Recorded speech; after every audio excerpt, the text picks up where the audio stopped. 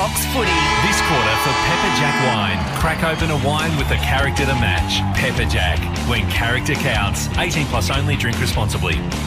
Also here, thanks to TaylorMade Golf. Your new stealth drive from TaylorMade with systematic carbon face that delivers unparalleled distance and forgiveness, and also Remont Water, built tough Aussie conditions when it comes to water heating. Ask your plumber to install a room. Damo, we might get the headline from you before we get out in the middle for the full pomp and ceremony pre-game. Yeah, we're going to work around the six-time All-Australian Max Gawn, Howie. It's just a beautiful surname for sub-editors and headline writers on a night like tonight where deadline's going to be tight. So it works in a win, it works in a loss. So if it's a Melbourne win, it's Lions Gawn, and if it's a Lions win, it's Demons Gawn. Oh, it works both ways. Just works both ways. Chief had one for you. 2-for-1 deal. He did. It just required a bit more work and a bit more time than I had. What was the Chiefs one? It was going to revolve around Hugh McCluggage and about packing your McCluggage and going home, but I just couldn't. I couldn't massage it into something that was going to be tabloid worthy, Howie. I quite like it. We're not too far from a start in the middle. Crowd estimate of 60,000 here tonight. The winner to pay Geelong next Friday night here at the MCG. 2014, Chiefs, since Brisbane have won the MCG. It's a remarkable stat. I don't know how many games they've played in that. Well, that's the thing. And Cam Bruce made mention of that, didn't he? Said they haven't played many games, they only play a couple of years. So it's the smallest. It sounds a lot, 8 years since they've won here, but it may only be 15-odd games and often against top teams. You know, if you're playing a Richmond or a Melbourne in recent times here. Which is a real disadvantage, isn't it, for the interstate sides that don't get to play at the MCG very often? It is, but the good interstate teams have found a way to deal with that, Howie. If you're a good team, you're a good team wherever you go. That's very true. Mark Howe with you, Luke Darcy, Jason Dunstall, Damien Barrett and Nathan Brown, just waiting for things to get set up in the middle of the MCG. It's beautiful couple of days. Spring has finally arrived in Melbourne. A balmy day today and no hint of any rain. And I think we can shortly head out into the middle of the MCG. There will be some time for some silence.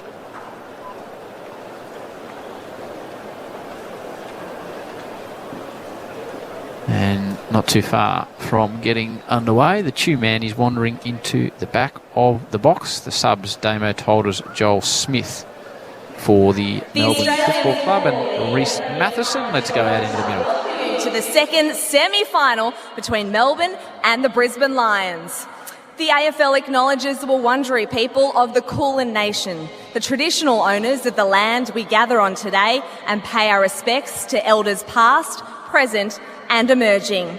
We acknowledge that we play our great game on this land and respect the cultures of all First Peoples, their contribution to our nation and contribution to the game of Australian rules football.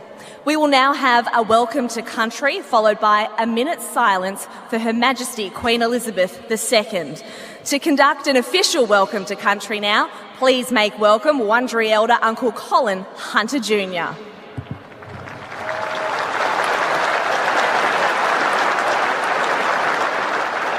Wominjeka, welcome. I'd like to start off by acknowledging that today we are meeting on the lands of my ancestors, the Wurundjeri people, and I'd like to take this opportunity to pay my respects to my elders, both past, present and emerging, elders from all nations, but I particularly want to pay my respects to everyone gathered here this evening. Wominjeka, welcome. Wurundjeri Bullock, Yiman Kundi Big. The Wurundjeri people welcome everyone to the land today. Wurundjeri, no, Bunumbor War, Kondi Nang Nuk Dubin and Big Bullock Bor Chilikan. The Wurundjeri people want to look after and protect the land as they did long before. Wurundjeri country extends from the inner city of Melbourne. It goes across the mountains of the Great Dividing Range, west to the Werribee River, south to the Mordialloc Creek and east to Mount Borbor. And the Wurundjeri people are part of the Kulin Nation and of the Walrong language group. And while you're on Wurundjeri country, you're most welcome to the traditional lands and the waterways of the Wurundjeri people. So Wominjeka, welcome. Enjoy the game.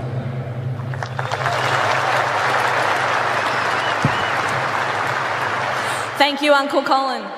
We now invite you, if able, to be upstanding and join the players, coaches and umpires in a minute of silence to remember Her Majesty Queen Elizabeth II. May she rest in peace.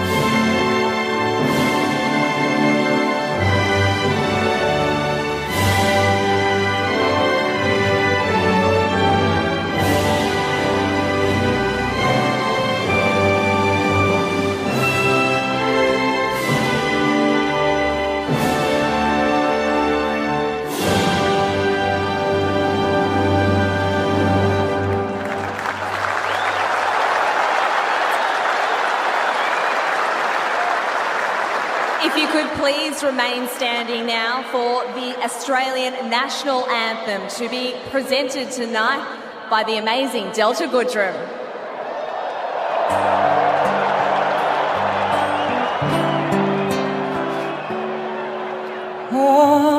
Australians, oh, let us rejoice, for we are born and free.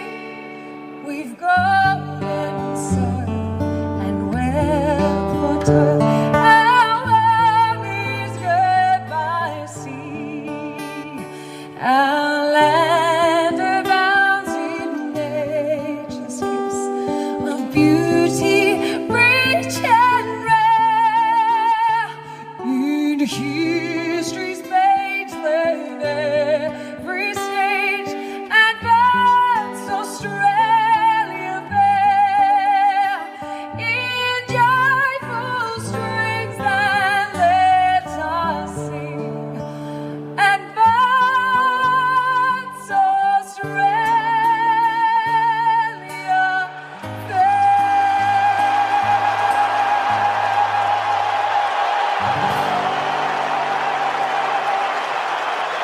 MCG 60,000 plus here. Melbourne taking on Brisbane, and Delta and her man beside her on the acoustic guitar is as good a rendition Brilliant. of the album as I think the anthem I've ever seen, Nathan. Brilliant, Howard. Absolutely The whole fantastic. spectacle, the minute silence, the playing of God Save the Queen as a musical was brilliant. We came up in the lift chief with the flowers, so we asked what they were about, and we got first-hand knowledge of what was happening tonight. It was very exciting, and they did a great job, and well done to Delta. Now we've got a game of football on our hands, and can Brisbane handle the heat that Melbourne have brought the last two times they've played mid-season here at the MCG, where the Brisbane Lions did start well that night and then the Demons took over, and 3 weeks ago we worked the game where Brisbane were just brutalised, and it surprised us at the end of the night that they had 8 more inside 50s, but Melbourne's efficiency was outstanding. So they need to be able to handle that heat early. They need to be able to stay with the Demons, and their ruck stocks, obviously, I mean, Max Gawn looms large in this game. He either comes off having the best on ground tonight, or if they can go after Max and get off him and score off him,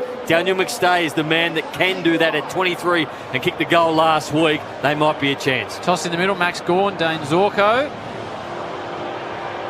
And the toss has been won by Max, and he will kick to the right of your radio dial or the Ponsford stand. And Bob Jane T-Marts always look after you. Buy 3, get 1 free plus instant cash back on top tyre brands. Call 13 26 25 or order online today, bobjane.com.au. Tommy Brown, that was outstanding pre-game. Howie, I reported on the pre-game ceremony pre-match, and that was absolutely incredible. Delta Goodrum was amazing, and that mark of respect for the Queen, incredible as well. I think it was very, very warmly received by the entire crowd. It's always incredible when they turn the lights out, they dim them, and you just get an appreciation of the size of the crowd. About 60,000. It's built strongly late, which I think is significant. It's obviously a busy day for a lot of people. Joel Smith, the Melbourne medical sub, Reece Matheson, the Lions medical sub. We're set for an absolute beauty, guys. And now we've gone for Thunderstruck, Chief. Not a bad one. We're firing up for a big one. I'm really keen to have a good look at Brisbane tonight. In my eyes, they've got the most to lose, and they've also got the most to gain. We know Melbourne's a good team. We probably know what we're going to get. They've shown a few frailties this year after an all-encompassing premiership year last season. But the Lions need to address what's happened. We all know the Dane Zorko stuff that was carried on with. You're talking about pressure. If I'm the Brisbane Lions and I'm Chris Fagan, I'm saying one thing. All our heat, all our energy, everything we focus on is the footy. Anyone takes a half-hearted step, a sideways step, anything other than full commitment of the ball, you're no good to us. Devin Robinson, I suspect, will have the job on Clayton Oliver, and that is massive for Robinson. Did the job last week on Prestia before he went off injured. He's gone straight to Clayton Oliver, as you called. Nate Brown, the chief, Jason Dunstall on the back row will have the tune man on the Red Z landing stats. We're away, semi-final. Max Gawn takes clean possession, goes inside 50, but Kitty Coleman back there. The intercept mark, and that's the reception for guess who? Dane Zorko. The Melbourne fans haven't forgotten what happened in round 23. Fairly ugly incident all around that one, and there was some spite in that game. The stakes are massive as Answorth goes in the Hipwood direction, and that is what the Brisbane Lions forwards won't want to happen. Harrison Petty, big intercept mark. Massive night for Eric Hipwood tonight, Chief, especially without Danaher there. It is, and one of the things he can't afford to do is allow himself to be pushed off the ball so easily like that. Intercept marks kill them. Early possession for Petrarca, who's just got the slightest of bandages across the top of his right shin. Inside towards Jackson, who takes a good mark on a long lead. So Melbourne transition nicely to centre half forward, deep in the pocket. Harms out the back, they go on Max Gawn. They've got a bit of a shove, and it goes across the boundary line with Melbourne deep in attack. But Chewy's here for Red Z. Hello, Chewy. Yeah, evening, Howie. Only four players. Got even into himself. Only 4 players for Brisbane have experienced playing a final at the G, opposed to Melbourne with 22. Self-inserted himself. First up with the Red Z. Picked up by Jackson out of the ruck. Slides it through. Just touched on the line. Well done, the goal up by. No score review required. Harris Andrews got a fingernail on it. So behind the first score on the Triple M Pepper Jack wine scoreboard. One of the great red wines of all time, the Pepper Jack, my all-time favourite. Great to have them on board here on Triple M. Good start by Jackson. Also a good start by Christian Salem. He was tagged out of the game last week by Ryan Clark. He'll get more space tonight. Pressure does funny things, and the Two-Man has welcomed himself to the broadcast. Brayshaw nearly comes to the ground now. Answorth sees it across the line. It was an important touch from Harris Andrews. They can't afford to allow Melbourne to kick the first 2 or 3 goals, because then all the doubts will come flooding back in. They've got to start well, the Lions. Got to get their hands on the footy and try and get a little bit of territory. Play the game in their front half. Darcy Fort, the starting ruckman out of South Barwon, Geelong, Under-18s, Werribee, Footscray Central, Districts and Geelong. He's had quite the journey. Inside 50 ball, Harris Andrews.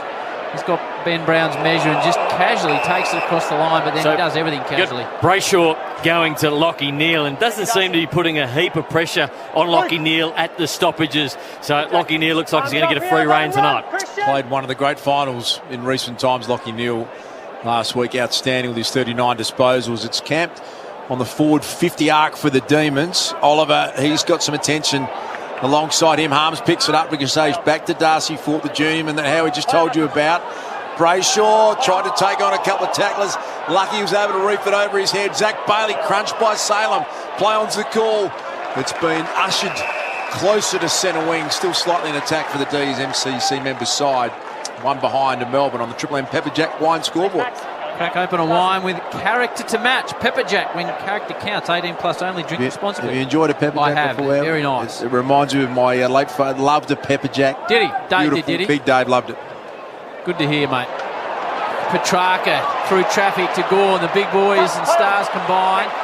Hand on it from Robertson. Tight on the boundary line.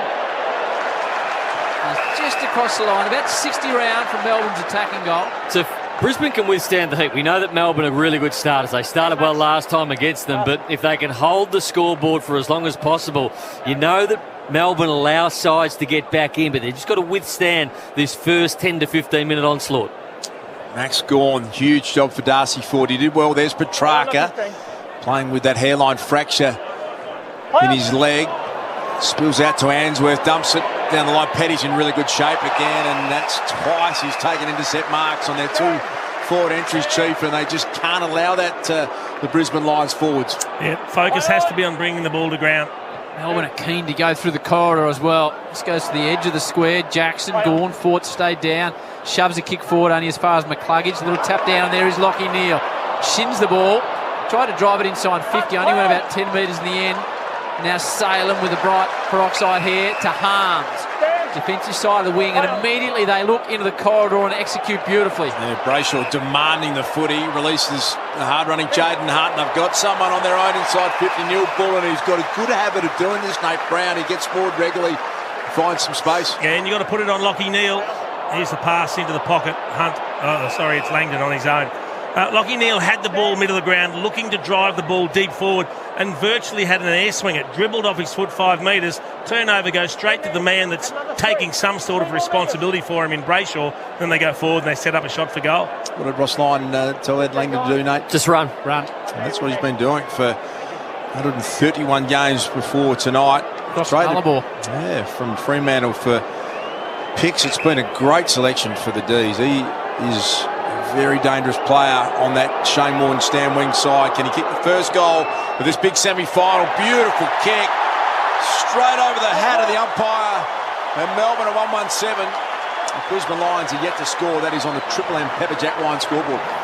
So I've just seen Brisbane now. I said at the top of the program, Howard, if they do the same thing over and over again, they're going to get the same result. So the first 3 kicks they've had inside forward 50 or towards the forward half of the ground, Lockie Neal was one of them, and he was looking to blast it into nobody, Chief, and he just missed cue. But the other 2, long balls out of the pack, straight back to Harrison Petty. And the other one, Darcy Fort, panicked out of a stoppage, just tried to put it on his boot and get it forward. We know that Melbourne love that. We know that if you panic with the football and you blast it long, they're going to mark it behind the football. Sydney last week, they didn't panic. They picked their way through the Melbourne defence. They were patient. But the first 4 kicks I've seen Brisbane have forward of the ground tonight haven't told me that they've learnt from last time.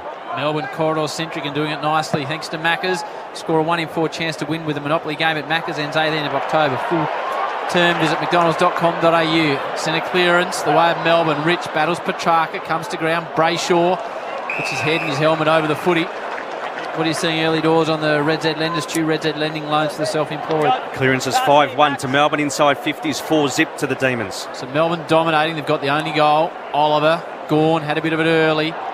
Run down from behind was Darcy Wilmot. Just his second game. Both of them have been finals. Ball in the middle of the ground. And caught with it but didn't have a chance to get rid of it. It was Tommy Fullerton Darcy who came in for Jay Danaher. Now Fort and Gawn, beautifully done to Oliver, but the kick from Oliver was under pressure. It landed in the lap of Daniel Rich. Punches it down the line. May and Hipwood. May with the body strength just got rid of Eric with ease.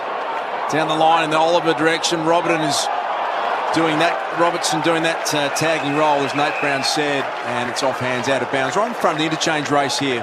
Tommy Brown stationed down there. 1-1-7 Melbourne. The Brisbane Lions yet to score on the Triple M Pepper Jack Wine scoreboard. They've got to get in Eric Hipwood's ear, the Brisbane Lions. He hasn't been good enough. First 3 contests, hasn't touched the ball, just being bullied by Stephen May. How does he play Stephen May, Chief?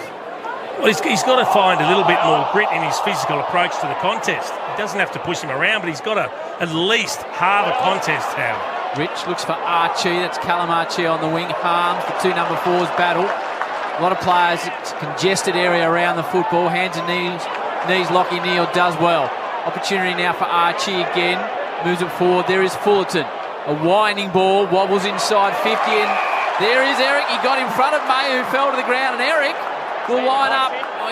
Right on his distant, Nate. He'd have to kick it from 52 on an angle 3 metres in from the boundary line. Oh, he's got the journey. He's no doubt got the journey. He's a 60, at his best, he's a 65-metre kick from a standing start and a nice run in, but it's a tough one. It's nice for the left-footer to try and get some right to left, but he'll definitely get the distance. 14-15 this season. Got beautiful high cheekbones as Eric from 52 metres out hooks it. Work out for a centering ball in the end, which is not what he intended. Buries at the fall.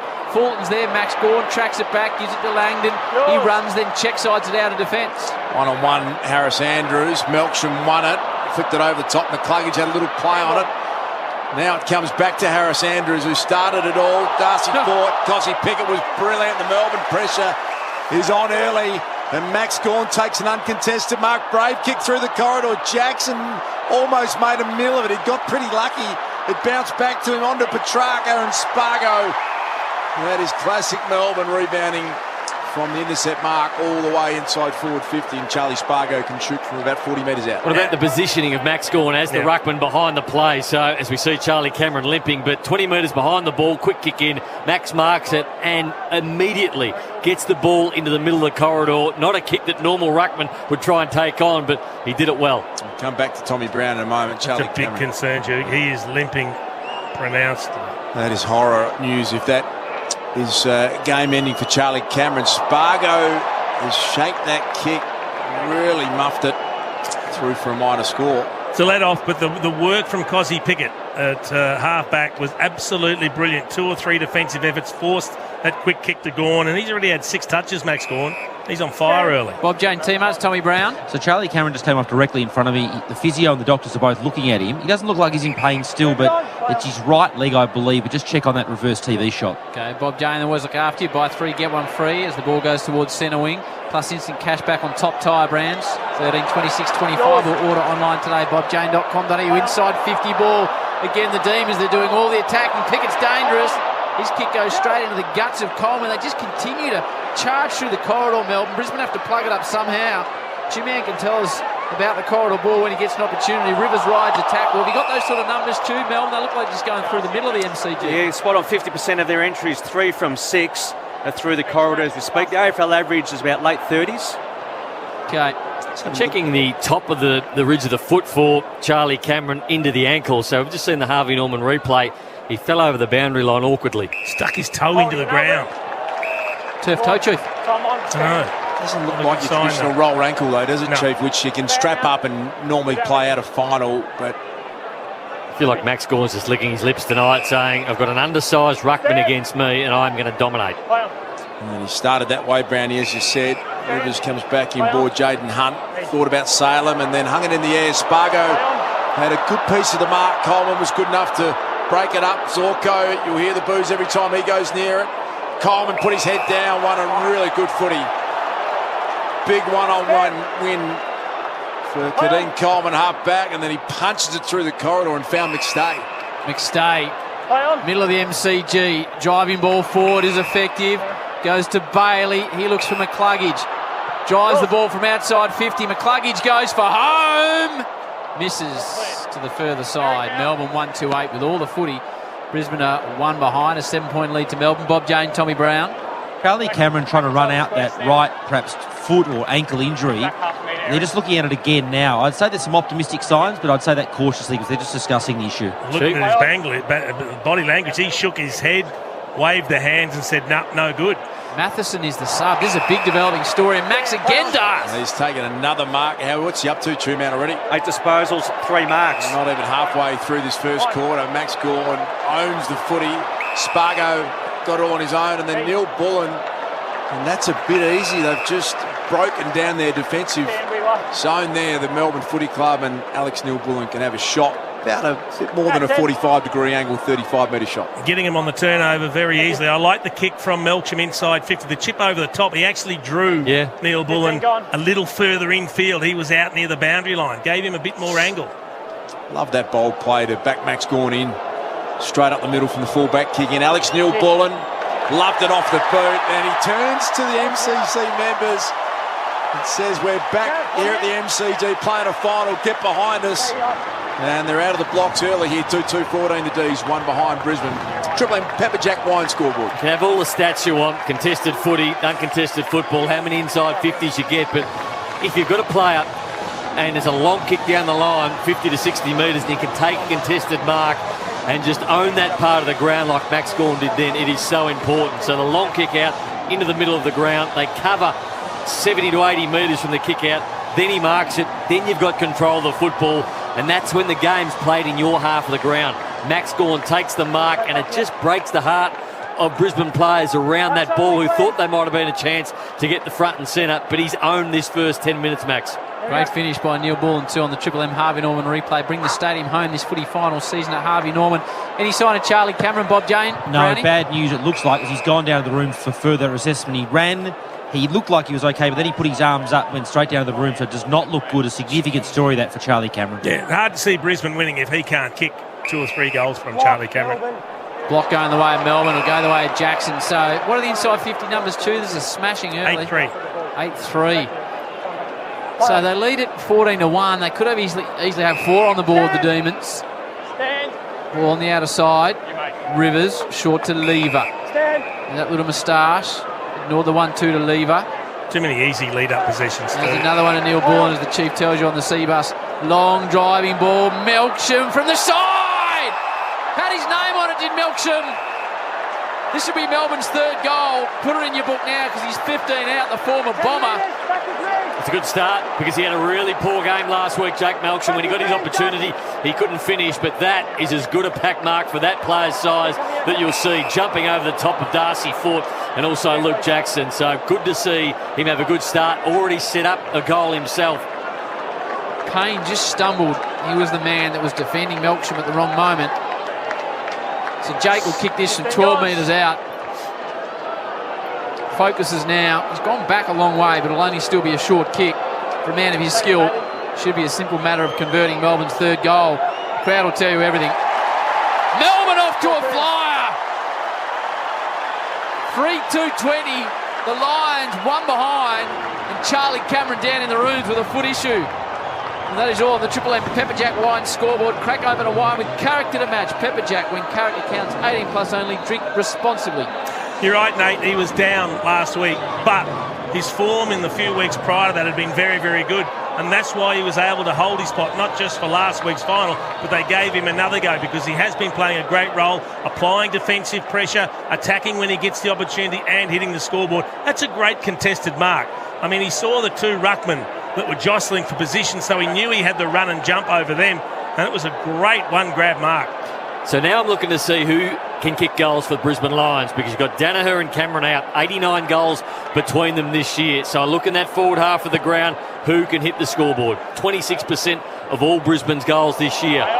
Cam Rayner's taken a centre bounce and got first hands on it. And you don't want to paint too bleak a picture, but Joe Danaher laid out, as Brandon just said, Charlie Cameron down in the rooms. They are on the back foot big time here, Brisbane. They trail by 19 points. Just having a look at the Harvey Norman replay, it did look like his toe just got jammed into the turf, Charlie Cameron. A bit of turf came up, didn't it, Howard? Yep.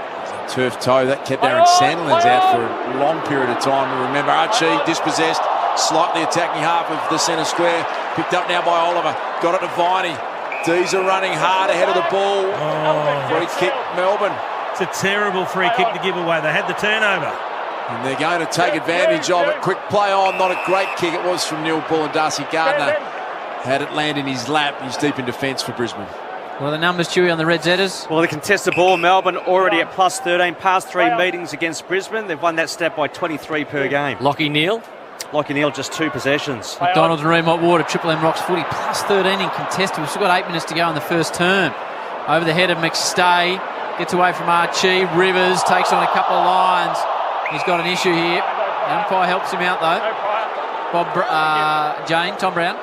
Charlie Cameron's back on the bench. There's no obvious movement from the medical staff. He's got both boots on, so I'd suggest that he could be okay, but I'll keep my eye on it and give you an update as soon as something happens. When's the sushi run, Tom? I'm not going on any sushi runs during a final, Brownie. Thank you, Tommy. Bob's home and away, he disappears. Yes. Tommy's all over it down there, as always. Petrarca picked it up, seems to be moving freely. Langdon slides a left foot in the Ben Brown direction. Andrews, timely fist behind, picked out of his pocket though by Brown. Here comes the hard-running Langdon. Has a banana on the run. It slides across the face and misses. 3-3-21. Melbourne, one behind Brisbane. Triple M Pepper Jack wine scoreboard. Gee, they look slick around the stoppages. They're getting them on the outside, so they win the hard ball inside, and then it's a quick flick out. And when you've got players of the quality of Langdon running up and down the outside, there's problems for Brisbane. Time on ground for Petrarca Chew. Nothing unusual there as Rich picks out a target in McCarthy. Yeah, Triple M Red Z lending stats. 15 minutes he's played out of the 18. So they're not protecting him at all, Chew. No. Look at that. He's had 6 touches as well. Started beautifully. McCarthy, the former Cat, sends the ball down the line. Jackson nearly completed the mark. Falls to Salem. He wobbles the ball forward. Brisbane have got the numbers. It'll land awkwardly, though, for McCarthy. Melksham provides a bit of body. Squeezes the ball out between his legs. The Fritcher, who had a bit of a knee issue in the pre-game last week, can't get a hand on the footy.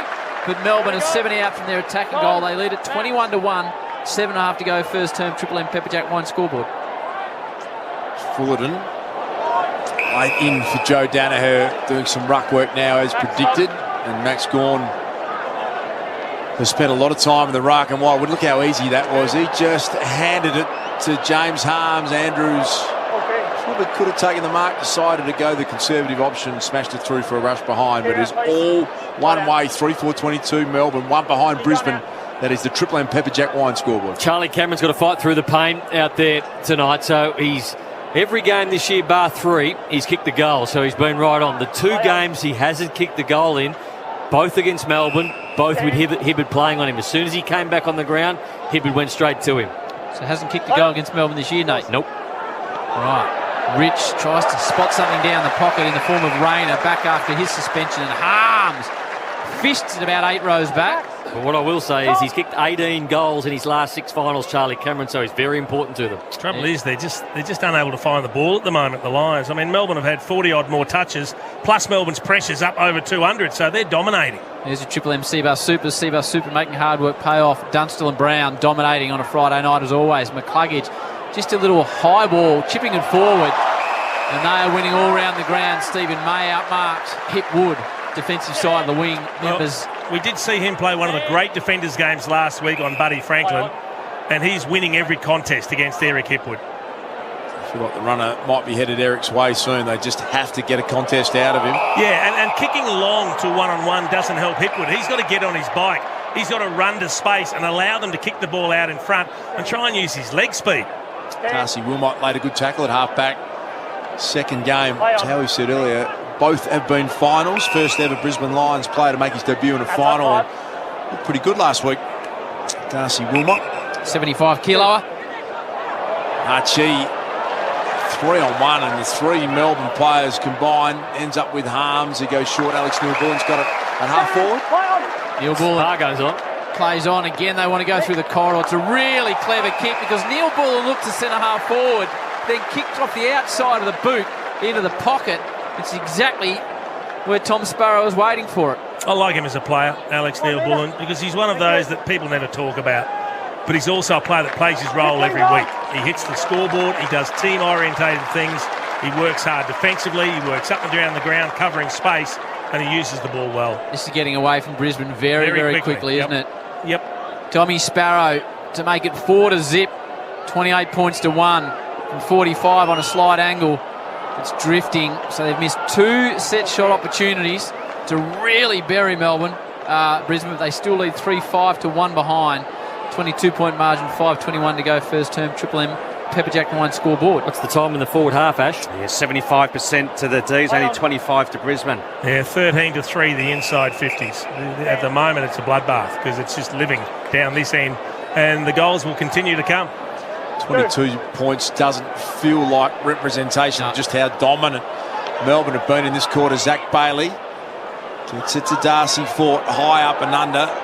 You know the Melbourne defenders are just going to pick that off. Sorko got collected by Brayshaw. Here they come again, streaming forward. Sparrow this time, over the top. Cozzy leapt, then landed on his feet like a cat, and then he was just checked at the path by Darcy Gardner. But they look so dangerous in every position at the moment. Nate Brown, the D's. The slick handball from Clayton Oliver. Yeah, he's got a full-on tag on at the moment by Devon Robinson, but just the ability to squeeze a handball to a player in space. Starcevic has got that job on Pickett, and he's got goal side of him here.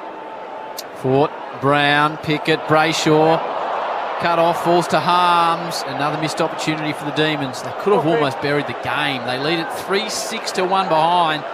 3 of those opportunities were ones they'd kicked fairly regularly, so they lead it by 23 points as Rich resets for the Lions deep in the first. Picks off a little short one to Harris Andrews. Chief, is there anything obvious move-wise that you can try and do if you're Chris Fagan to inject some life into this side? No, I think they want to probably try and play a little bit of possession footy and hit some targets, lower the eyes like they're doing here, but ultimately you've got to have a winner up forward. Got through pretty well on this occasion. Brisbane out the back. Can they get a goal here? McStay's just got to pick it up. Decides to soccer at Petty. Desperate attempt. This is going to be interesting. Score review coming up. Did it come off his knee or his shin? Don't know, but I reckon Petty got it over the line, though. We just check if the Melbourne defender touched the ball before the whole ball crossed the Put goal it in your book, Chief. It's over the line. Oh, is that over the line? When does he touch it? That could be a point. It's going to be hard to overrule that, though, Chief. Well, is he touching it there? Because if he is, in the frozen shot, the whole ball hasn't crossed the line. Big save. It's a great effort. I'm still of the view that if you speak to anyone in the television game, that you cannot categorically, with TV angles, say that is over or not over, and so you have to go back to the goal umpire on the line with. Yeah, but Snorkel's a metre away. Snorkel's mob continue to say that it's definitive and think they can do and everything. And that investigation's still underway on Snorkel, and some cash that may be coming his way inadvertently, Howie. Maybe some Bitcoin from crypto. That's what we're hearing. Crypto.com. Hacked off the ground by Coleman, inside 50. Petty, who started brilliantly, saved a goal, taking a couple of contested marks. Gives it to Hunt. Viney's got no room to move as McCarthy barrels into him at centre-half back for the Demons. Well, that was a good sign there. Some defensive pressure in their attacking 50 the Lions. 2 or 3 tackles in a row, and they've managed to keep the ball in the forward half. Max Gorman's doing a job on fourth. This one falls to Coleman. Shanks it forward, fisted towards Hunt. Bailey's dangerous around goal, shrugs 2 tackles, can't get around the third. Shin forward by the Lions, it goes to the pocket. Salem, McStay, boundary. Brisbane in attack for a rare 4A. They trail 24-2. 3:31 to go. First term inside 50s, 14-6 the way of Melbourne. They have had 74% of this game in their forward half. Everyone one-on-one. Every Melbourne player has a forward. And the Lions just find a way here. Oh, picked it up and it was collected high, Zorko. And the umpire right there just said, not going to pay it, Chief. That's fascinating. We have a look at the replay. It's minor. I'm happy with that being called play on. I think he threw the head back looking for it. Good call from the umpire, and the Triple M Harvey Norman replay was right on the spot. Harms, in the meantime, has kicked it out of bounds on the full. So it's a good little patch the last 2 minutes for the Lions because the ball stayed in their forward half, but they've got to find a way to hit that target inside 50 and fashion a quality shot for goal. Charlie Cameron's back out there, Tom Brown. Yeah, Charlie Cameron's back out, but Eric Hipwood's been on the bench for their last 3 forward 50 entries for Lions. So Starcevic just shanks it directly out on the full. Now, what sort of defensive pressure can they build? Force the long kick. So Melbourne are reset through Viney, who drives it towards centre wing, fisted behind. Harms attacks the ball front on. Starcevic, he's going to be under immediate pressure, does well, picks it up, weaves through traffic, sends a high ball forward. Sparrow, Rayner hasn't been sighted. Free kick, Rayner. Free kick, Rayner directly in front. And that's just the product of pressure, Howie, because they've been able to have some repeat inside 50s, keep the ball forward. A little bit of byplay between Petty and McCarthy. Nothing happening there, but Rayner able to get himself involved when it looked like the ball was going to be marked. Rivers just didn't quite take it cleanly. And once Rayner got his hands in, he was dragged to the ground. So he just has to kick the... There's no other outcome here than kicking this goal. He'll kick from 25 out directly in front. Much needed just to steady things down for the Brisbane Lions. And he's missed it. The bevy of Melbourne fans behind the goals cheer. Chris Fagan chews the gum like Viv Richards. I mean, you kick that goal, Howie, and you're 3 goals down and you're right in the contest. You start to feel when good you've about been yourself. dominated. Yes. You can't miss from 25 out directly in front. He's always had a bit of the yips, Cam Rayner. It's a heartbreaker for the Brisbane Lions. Fullback kicking, fisted back. Oliver with a close tag, and Robertson was able to still get the handball away. Neil Bullen's been busy. Petrarca was tackled immediately. Lockie Neal, but don't argue. He's under some close attention as well. Good tackle. Harris Andrews wrapped up Neil Bullen on the Shane Warne stand wing. It's been a better 5 minutes by Brisbane. Those efforts by Melbourne in the first 10 minutes, they were getting through to the other side of the pack, and then a chain of handballs. Brisbane just starting to hold them up a bit. We'll win another one here, Darcy Wilmot, the second gamer. Picked up though by Lever.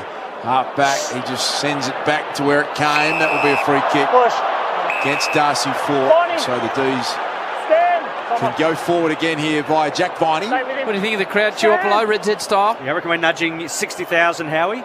You here tomorrow, Chewy? Yeah, and they're forecasting like 90 plus. Yeah, big game tomorrow, Collingwood versus Fremantle. You hear that obviously on Triple M football. Petrarca sweeping hand pass to Neil Bullen. He's kicked a goal, stripped of the football. Back forward by the Lions. Viney got one to touch high. It spills free. Now's an opportunity for Eric. Takes on Petty. Now dishes off to Zorko. Be all about the inside 50 ball. Cameron's got Hibbard.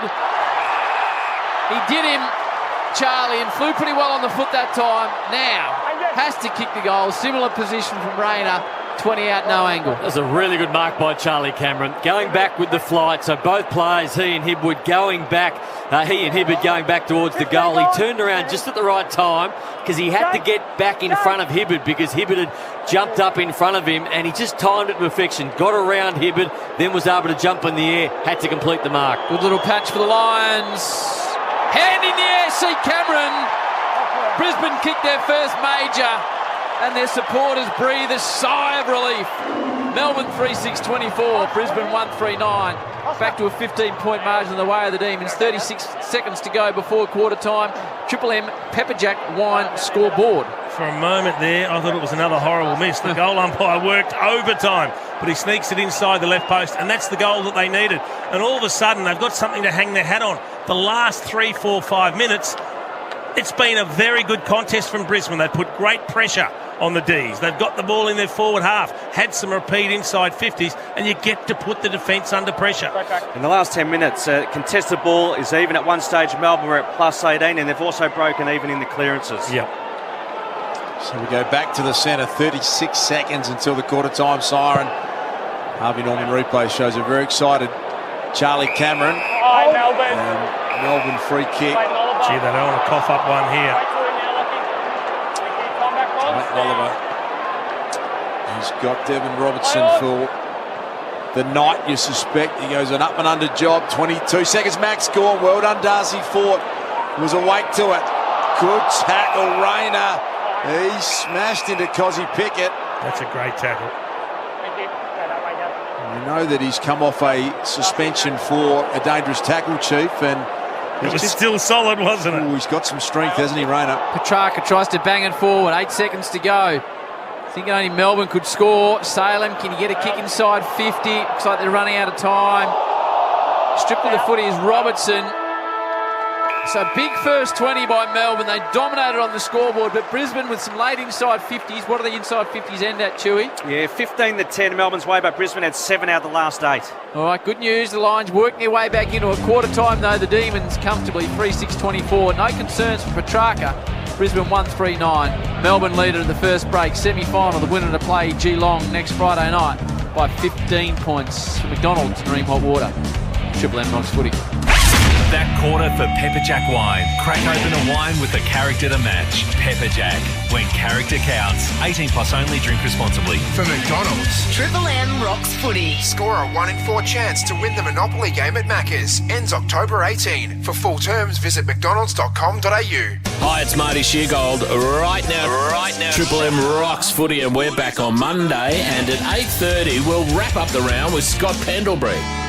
Great to have Nick Reebolt with us. Grand final day. Yes. I think we finally got a really good one. Robbie's a great finally. We had, the Killers were awesome. Yeah. But Robbie Williams. Yeah, Robbie will be great. Unreal. He'll just do a medley. Yeah. Could Kylie come out and do a surprise performance? Or kids. What about Nicole Kidman and they can do something stupid? The Marty Sheargold Show. Weekdays from 6 on Melbourne's 105.1 Triple M. After speaking to Gamblers Help, 95% of people feel better. So, talk to someone who gets it. Call Gamblers Help. Triple M Rocks Footy on Melbourne's 105.1. If there's one sound that means it's September, you'd agree this is it. And nothing goes better with footy finals than a Thirsty Camel. Bottle shop, that is. With great specials like Han Superdry 24-pack, $47.99, Jameson 6.3% 10-packs, $49.99, Sheepdog and Fireball 200ml whiskey, 2 for $30. The Camel is calling this September. Find your local at thirstycamel.com.au. Ends 18 September. Prices may vary in country areas. Hydrate responsibly. Play the Monopoly game at Macca's for a 1 in 4 chance to bring home a win. Prizes like a Barbecues Galore Premium Barbecue Pack, an Ultimate Barcode Gardening Kit, a Klipsch Cinema Soundbar, and more. Download the My Macca's app and play today. Ends 18th of October. For full terms, visit mcdonalds.com.au. Hello. Frank Walker from National Tiles. National Tiles is the only tile company in Australia to offer a lifetime guarantee on all our tiles. Yes, all National Tiles come with our exclusive lifetime guarantee. So don't risk it. Insist that your tiles are National Tiles to ensure you're covered by our exclusive lifetime guarantee. National Tiles, Australia's only lifetime guarantee tile company. Conditions apply. Campbell Brown here with Andrew Shea, CEO of Builders Academy. What would you say to someone looking to get into the building industry, mate? Thanks, Brownie. There's never been a better time to enter the building and construction industry. Whether it's starting a Certificate 2 or moving into an apprenticeship in carpentry, we can help those entering the industry or pathwaying towards a Certificate 4 or diploma to become a registered building legend. Thanks, Andrew. Get in touch with Builders Academy on 1300 Legend. RTO 21583. If you're having a good time but you're running out of wine, get Jimmy, get Jimmy. Jimmy brings delivering wine, beer and spirits in minutes. Get him, Jimbo. Here we go. Deep breaths, Dave. You've got this. Oh, we're out of beer. That's too bad, Dave.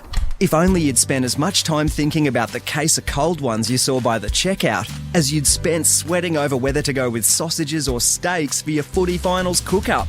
Because it's easy to add a drop to your shop at IGA Liquor, where good food deserves a great drop. Over 18s only. Drink responsibly. Real Aussies are winning big with the Monopoly game at Macca's. Like previous Monopoly game winner Caleb from Victoria, who won a home entertainment package. I was shocked. Turned to the missus. She was shocked. We both didn't believe it. Pretty blown away. Download the My Macca's app and play today. End 18th of October. For full terms, visit mcdonalds.com.au. Oh, can you scooch over? No, you scooch over. No, you scooch over. Oh, you got room for one more? Come on now. Fitting 5 mates on a 3-seater sofa. Unbelievable. Grab a furphy with your mates this footy finals. After speaking to Gamblers Help, 95% of people feel better. So, talk to someone who gets it. Call Gamblers Help. Triple M rocks footy on Melbourne's 105.1. Shut up! The footy's on Triple M! Triple M rocks footy. This quarter for IGA Liquor, where good food deserves a great drop. Melbourne kicked the first 3, dominated the inside 50s, and as G-Man told us, Brisbane wound out the quarter with 7 of the last 10 inside 50s, with Melbourne leading comfortably at the first break. 3-6-24 to Brisbane 1-3-9. The Demons by 15 points. Bob Jane T-Marts look after you. Buy 3, get 1 free. Instant cash back on top tyre brands. Call 13 26 25 or order online today, bobjane.com.au. Brownie, the story was around C. Cameron. Tommy, you there? Howie, sorry. Charlie Cameron obviously came off during that quarter. It looked like a significant ankle or toe issue. He went out of the rooms, but in the end was cleared and returned to the game. He's so crucial. So what could have been a massive injury story fizzled out in the end. Thank goodness for Brisbane, because Charlie Cameron is able to play on, which is good. And we've mentioned Petrarca as well, playing obviously with that fibula, which has got a hairline fracture, as well as his corky. According to the game time and indeed how he performed, he's A-OK, which is quite incredible in itself. What are his numbers, Stu, on the Red Z? Triple M Reserves. He's had 8 touches, Howie. Thank you, Two Man. The great thing about Charlie Cameron is when you've been beaten by an opponent the last couple of times, then you get injured early, you haven't touched the ball, you come back out, it kind of all gets too hard. But for him to then take that contested mark and kick a goal gets not just himself up, but the whole team. And they're in probably on the scoreboard as good a position as they could have hoped for, given the way the first 15 or so minutes of this match transpired. So whilst they're down 15 points, if they can get a good start to the second term, they can very, very quickly get back in this. True man, Max Gawn, watch. Number 1 ranked player, 8 disposals, but Darcy 9 hit-outs, 7 of those to advantage. Huge job for Darcy Fort. That's where we start the second quarter. Max went clean possession and he got it to Brayshaw. Skies it inside forward 50. Awkward ball for everyone. Went past Melksham. Payne wanted to get back. He opened the door for Starcevic. Handball pretty hot for Rich. Taken off it by Cozzy Pickett. Ben Brown well wrapped up by Brandon Starcevic. This is happening in the punt road end. The D's are in attack. They've got a 15-point lead. Remote Water built tough for Aussie conditions when it comes to water heating. Ask your plumber to install a ream. The Demons pressing. Snap out of the pack. Swallow. Jackson stands underneath a big fist from Fort. And will register 1 behind. Melbourne a 3-6. Brisbane a 1-3 on the Triple M IJ Liquor scoreboard. IJ Liquor, where good food deserves a great drop. Daniel Rich, we know the designated kicker. He's just having a look around. Almost called to play on. In fact, he was in the end. Short one to Lockie Neal. Look what Darcy Fort did then. He went straight up the middle of the ground, one-on-one with Max Gawn, to not allow Max Gawn on the flanks and being taken contested marks. It looks like he's genuinely almost the ruck tagging role there at the moment, Brownie. Darcy Fort definitely tried to take him out of that play. And that was a well-weighted kick from Eric Hipwood. Right on centre wing. Shane Warne stands side. Hugh McCluggage has got it. Goes with a little sandwich type of kick.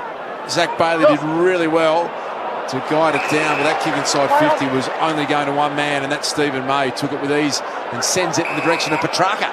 What's May had, Chewy, on the Red Zetters? Stephen May, 5 disposals, 2 intercept marks. Petrarca, pinpoint kick works out well to Melksham. Kicked a nice early goal after a little junior hanger in the square. In front of the Ponsford stand. On a defensive side of the wing has Jake. Goes straight down the line. Payne with a big fist on Jackson. Ben Brown grabs it out of the air. He's not going to get away from Harris Andrews, centre wing. Beautiful night in Melbourne. Balmy for this time of year. Springer's sprung. Gawn's pushed forward here. Always dangerous when Max Gawn has one out in the 50. Lockie Neal extracts it. from the contest. Sends it out into space. Cameron comes from behind. Hibbert, who knows he's there, and managed to just get rid of it in time to Langdon. Kicked a nice early goal. Slides it down to Brown. Racing Andrews. Both real casual operators, and Harris pushes Brand in the back. So BB will get a free kick and a half from home on the outer side. Come on. Got Max one-on-one in the pocket with Payne. Petrarca's at centre-half forward on Gardner. Brown goes back and across to Salem, here with the peroxide hair. The number 3 for Melbourne, playing game number 143 out of the Hampton Rovers. Slides it inside 50 to Max, falls at the back. Spargo nearly took the mark. Pickett's dangerous. Pickett's dangerous. Has he got the footy? He doesn't. And the reason he got the free kick because Starcevic was worried about the skill of the man. Triple M Harvey Norman replay. He goes to ground, and Starcevic, you're right, he just panicked. He didn't need to do what he did. He just needed to corral him because he was already on the ground, Pickett. He couldn't get up the football from there, so Starcevic just went in too hard. He's grabbed him around the neck. I don't understand why you do that. 13-7 from set shots because he's a bums on seats man. He's going to check side it right into the middle of the Melbourne faithful is what they're hoping. From 35, it'll take something special. Doesn't quite get enough check on the side, and in the end dumps it out on the full. 25-9 Melbourne lead. Triple M IJ Liquor scoreboard. IJ Liquor, where good food deserves a great drop. 16:54 to go second term. Lazy effort that from Brandon Starcevic. Wasn't unnecessary. Free kick. They get away with it. So no damage done on the scoreboard. 16-point lead to the Melbourne Footy Club. Kick down the line. Line of numbers down there. Easily taken over for a boundary throw-in. Half forward for the D's. Right in front of interchange race Tommy Brown on this Members wing side. A lot of these stoppages, Harms has been on his own, and he's had a fair bit of the football so far, Harms. And that was where the tap was headed, but Lockie Neal was awake to it. Brownie was very smart, got involved in the play. McStay made sure it came to ground. May, he should be done holding the ball. Brilliant tackle. Lincoln McCarthy got him, and then Hipwood plays on. And that was just a waste. Wasn't it? Dumbest kick I've seen this year. Could only go to the Melbourne defence. And Harms takes it in half back for Melbourne. And that happens because he's under pressure. He's not finding the footy. He just wants to touch. But it's a wasted opportunity for Brisbane. Harms down the line to Ben Brown. Got another shove. So the dumbest kick we've seen for the year. Well, it was. I mean, he panicked with the football. He thought he could get a goal. He was under pressure. They had a free kick. He just needed to give it back to his teammate and just calm down, go inside forward 50 with a methodical entry, and they would have been able to score. They outnumbered them, and they didn't use the outnumber. Again, Melbourne will work the ball through the corridor now to Salem, who's got miles of space, considering it's the middle of the MCG. Takes a bit of it, sends it inside 50, didn't favour any of his teammates. It's a really good mark by Coleman in defence on the back flank. Archie now to Gardner. Archie, sorry. Had Fullerton down the line, Darcy Gardner, and so just caught in two minds there. Gardner, slow play, and that really hard for any of their forwards to mark. They get it to ground. Fullerton, can McCluggage go to work here? Beautiful pick up. Lockie Neal handball down the line off the hands of Stephen May. We thrown in Lever and May just in sort of deep discussion. You described that, name? I think it was a mini argument. Pretty obvious on the Triple M Harvey Norman replay. Bring the stadium home this footy finals season at Harvey Norman. Harms, 10 disposals, leading ball winner on the field, and a lot of these stoppages is on his own. Brisbane. Holding Brisbane. It's going the way. It's against Max Gawn, is it? Going the way of Tommy Fullerton. Almost a Bronx cheer. I think there's a few Lions supporters here making a bit of noise after that free kick was paid. What's Lockie Neal had on the red headers, Chewy? He's had 8 disposals, 3 clearances. The frees are 8-6 Melbourne's way. Athletic looking customer, the man from Caloundra, Fullerton, but he's kicked it straight to his opponent in the Max Gawn. Dash, you're the ruck expert here. Don't be beaten by what you know. Rule number 1, keep it away from the ruckman behind the ball. Randy said Eric Hipwood's kick was the dumbest kick of the year. He's got some competition after that one. Here's Fullerton. Now, you just don't want to send it to Max. That's better. Change direction. Goes back to Harris Andrews. True centre-half back, but they just haven't got any flow going at the moment. The Brisbane Lions, a little sideways kick to Payne. Got a loose now. And he finds that target. It is Fullerton. So Still out the Shane Warne stand wing, and their transition from attack the defence, Melbourne, to get into the middle of the ground and not allow the ball to transfer in there was outstanding in that last patch. this is a play they really need to catch fire. Zach Bailey's got a bit of that X factor about him. High one down the line again. That was a better launch from Hipwood. Taken though by Petrarca. McCluggage, really good tackle.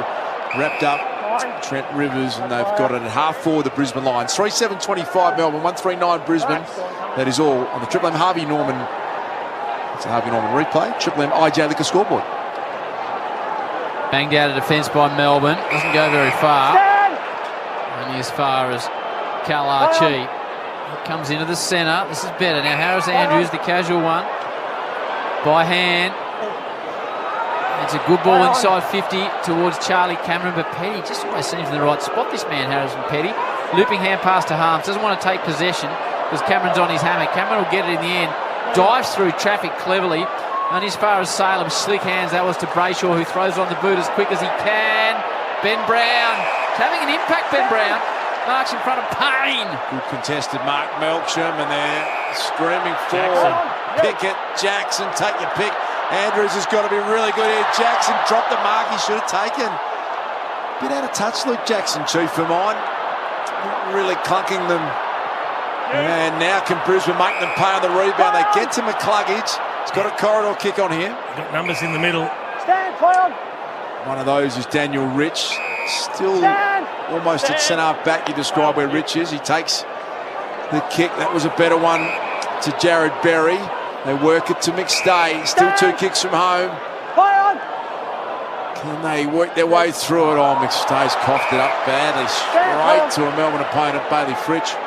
Describe that kick, Nate. Well, he just tried to worm burn it as quick as he could, and he just didn't sum it up at all. He just needed to chip the ball to somebody around the top of 50 to get a close entry. At the moment, the Brisbane Lions are kicking the ball from 80 metres out. It's only landing 40 metres out from goal. They're not getting any deep entries. Move it on. Still no goal for the term. Sparrow eventually sends a high ball inside 50 to a big pack of players. Brown, Pickett at the back, danger again. Pickett bouncing. This is the top shelf for Cosy Pickett. Bums on seats operator from 25, rolls it through. Melbourne with the first of the second term, 4-7 to Brisbane 1-3. Triple M IJ Liquor scoreboard. IJ Liquor, where good food deserves a great drop, and people pay money to see that type of stuff. It's a man with goal sense, isn't it? He just knows he was getting slung in the tackle, threw it on the boot and sent it goalward, and because the goal square was open, it was able to dribble all the way through. But to have the composure to do that while you're being tackled and to know where the goals were is not an easy talent to have. Kicked 40 goals last year in 2021, Chief. 40 again this year. He's a genuine star, this bloke. It was an easy one to call, Chief, because as soon as he kicked it, you knew it was going through. Yep. He's just, his movement is creating all sorts of problems. Just look at the Harvey Norman replay screen there. Brandon Starcevic. He can't keep with him. Just giving him so much space. Yeah. Well, he's been that dangerous. He's been caught a number of times. He's got goal side on him, Duke, so he's trying to sit goal side, but because he just stays on the move all the time. 22-point lead to the D's, picked up by Zorko. Fashions a left foot kick towards Rayner. Strong enough to keep his feet, but a lot of Melbourne numbers around it. Finding one of those. Archie gives chase. Ed Langdon owns that outer wing to Brayshaw. Wants to get in the path of Oliver. His tagger Robertson did a pretty good job. Back to Starcevic. He's cocked it up, kicked it out of bounds on the full. Under some Cosy Pickett pressure. Oh, it might have been touched off the boot, so it'll be thrown in. Half forward for the D's. They've got a 22-point lead on the Shane Warne stand side of the MCG. Triple M Seabus Super making hard work pay off. You've got Nate Brown and the Chief Jason Dunstall, Mr. 1254, dominating in the back row. And there's your grand final combination for Triple M football. Melbourne, shallow entry towards their attacking 50, but coming back with a flight is Coleman. Comes back and across. Payne, the powerfully built man, runs through half back. Great kick. It is a good kick. It really favoured McStay, who dropped the mark. Gets away from May. Not an easy thing to do. Goes inside and hits Eric. And that was really good football. And Eric will line up, Chief, from 48 out, 45-degree angle. That kick from Payne coming out of defence was outstanding. Carried over the head of May, and he should have swallowed up the chest mark, but at least he recovered, he got the ball and made up for that last poor inside 50 by hitting Hipwood on the lead. This is where Hipwood's got to come into the game, leading over the footy all night. 5 disposals, 0 goals, 0 points tonight so far. There's one shot, Eric, but didn't register a score. Can he kick this? It's coming. Yes, Eric!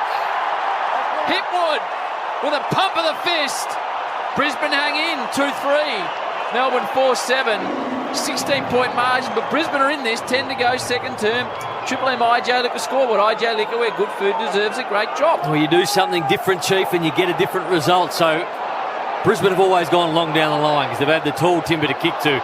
They've had McStay at times, they've had that man Hipwood, and they've also had Joe Danaher. But tonight they're going a bit smaller. They need to transfer play. So time and time again in the first quarter and a half, they've kicked it down the line and Max Gawn's been there or Jake Lever's been there. That time they transfer play. Coleman takes a really good contested mark in their defensive 50. An intercept mark. He looks straight away to the lateral side, to the fat side of the ground, and that allowed Payne to start moving. And then the kick from Payne, I agree, it was a beautiful kick, but they had so much space where nobody could intercept it. It was a one-on-one.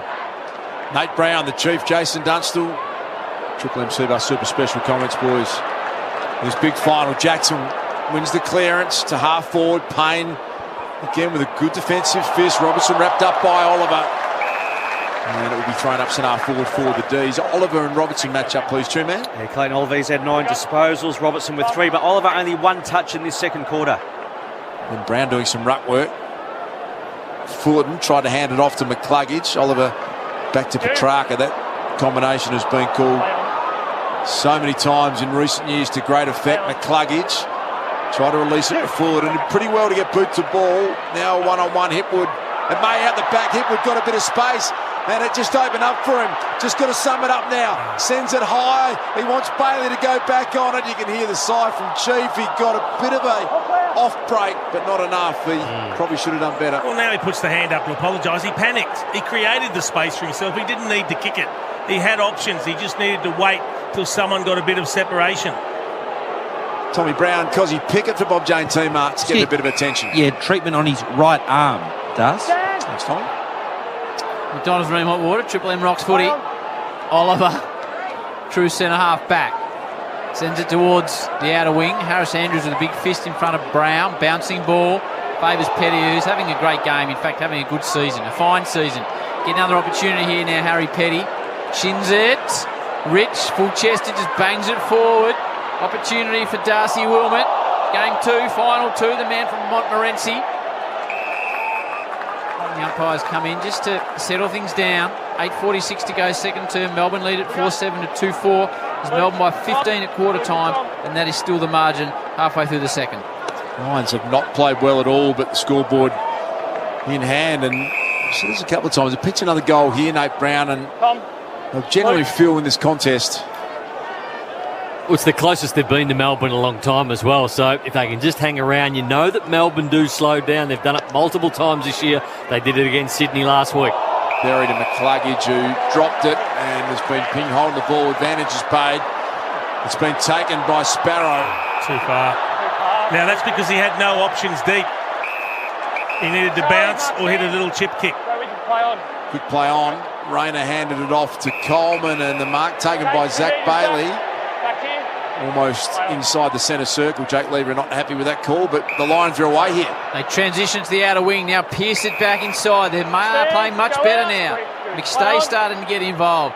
Gets around Vine. He hooks it on inside the 50 area on the left, but he kicked it straight to Petty. Petty's everywhere.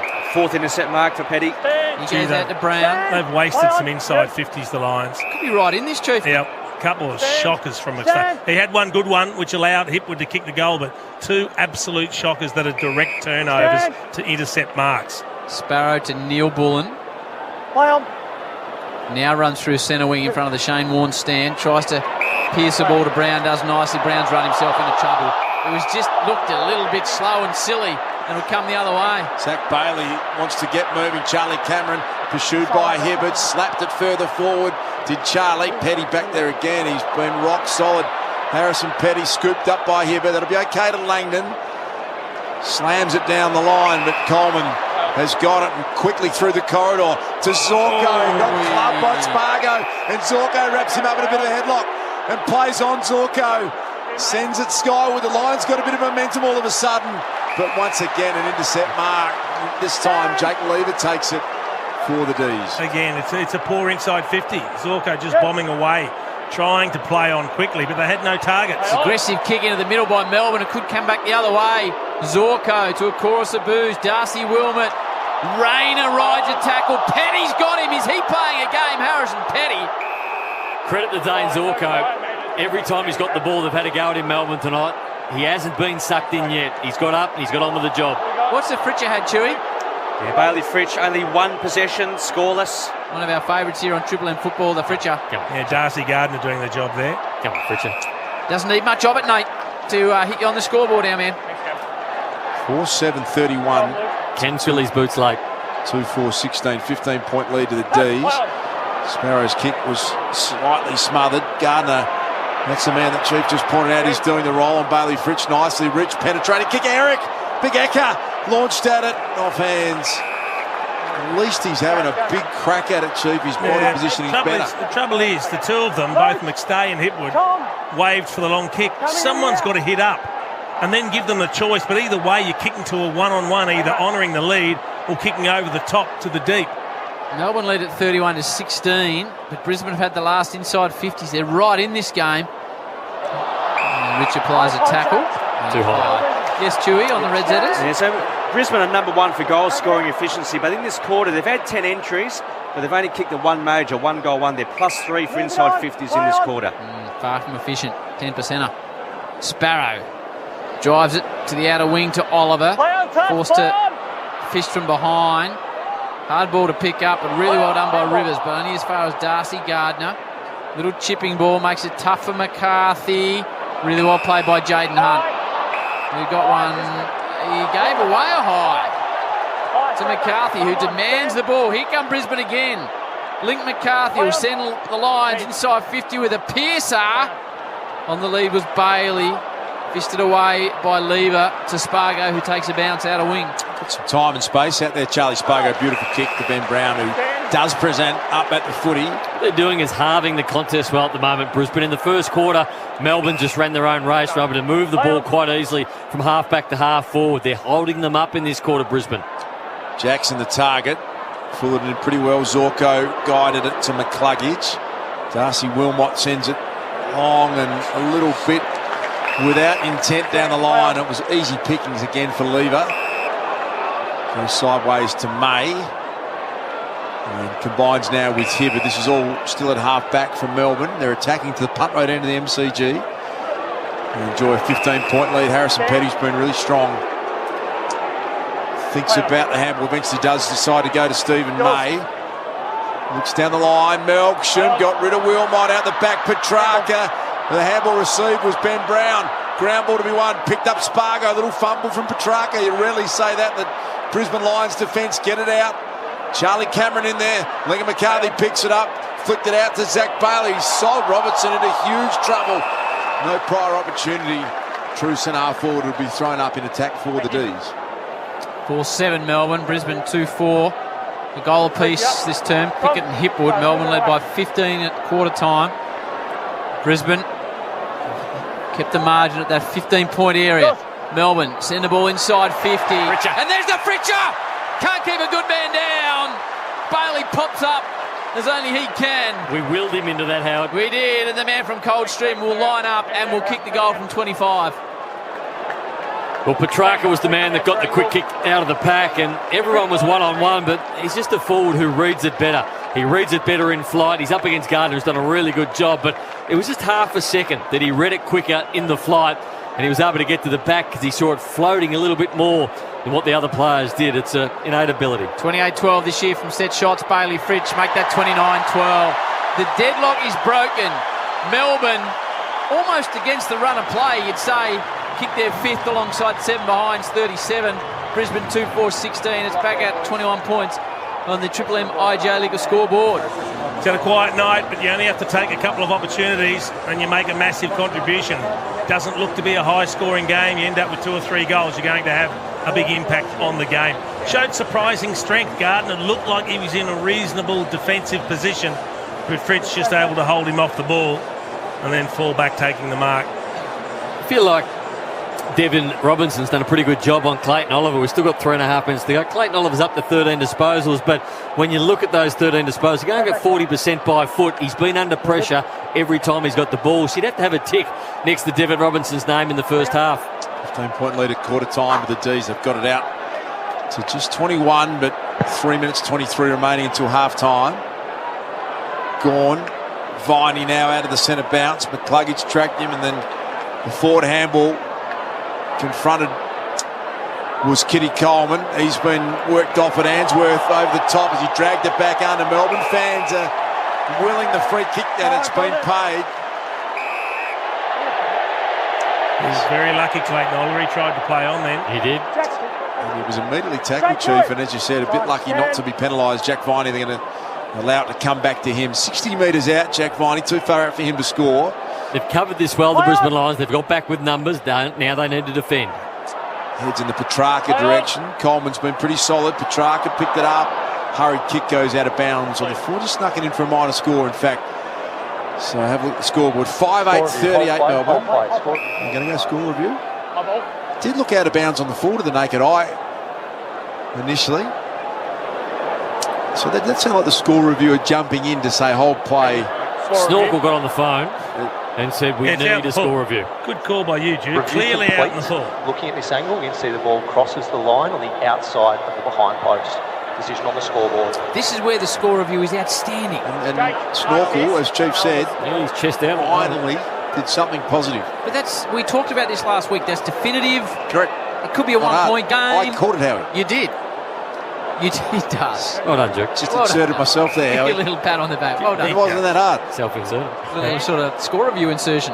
Running his own bandbag. Like the two-man when he introduced himself at the start of the night. Payne sends it down towards Fort, but Harms just drops into the hole. Because Harmsy. They like this ball deep into the pocket, Melbourne. They very rarely kick this to the top of the square. This goes towards Brown. Fritsch ridden into the ground. Really well done by Gardner, but the Fritcher is starting to sniff a little bag here. He is, but that was great defensive work from Darcy Gardner. He was wearing him like a glove. Keep an eye on the Fritcher, though. He's got his tail up. Viney bouncing. The goalkeeper is there in pain. He decides to go as long as he can down the line. Next stay. It was kept in. Bailey Fritsch sends it to the goal square. Not a great kick. Harris Andrews will swallow that one up. The full back line for the Brisbane Lions. Just under 2 minutes remaining until half time. Here's Dane Zorko. They're consistent, the Melbourne fans. What Dane Zorko had, please, Jim-Man? Triple M, Red Z, 10 touches. Now this is Wilmot. Just trying to work their way through some uncontested marks. Kevin Robertson, Jake Lever had almost a weird ankle roll out there. It's a little bit lame after it. As well, might be come off. Keep an eye on him. Tommy Brown, Jake Lever. A bit of a twist on the ankle. Payne, that's a good kick. Kicked it well a couple of times, Jack Payne. Yep. He's got a leg on him. He can roost it. Now, you got Max going up the line. Got to keep it away from him. And he's trying to do it. Butchered it, hasn't he? You kick it to Harms instead of leaving him off. That must be 11 marks now in the back half, which is the competition average for teams in a whole game, and they've done it in the first half. Brayshaw bodies the ball to take a mark, sends it to Rivers. So Melbourne attacking. 58 seconds on the clock. Brisbane would hate to give one up now. They trail by 23. 29 sounds like a big half-time margin, and what's been a tight quarter, 2-1. Inside 50 ball away, the Demons. Big fish from behind, danger. Neil Bullen, I'm not sure he can get enough hook on it from there. Good effort, though.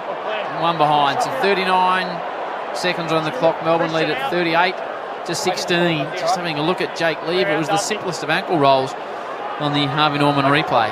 Ouch. Coleman, fullback. Shorts of Payne.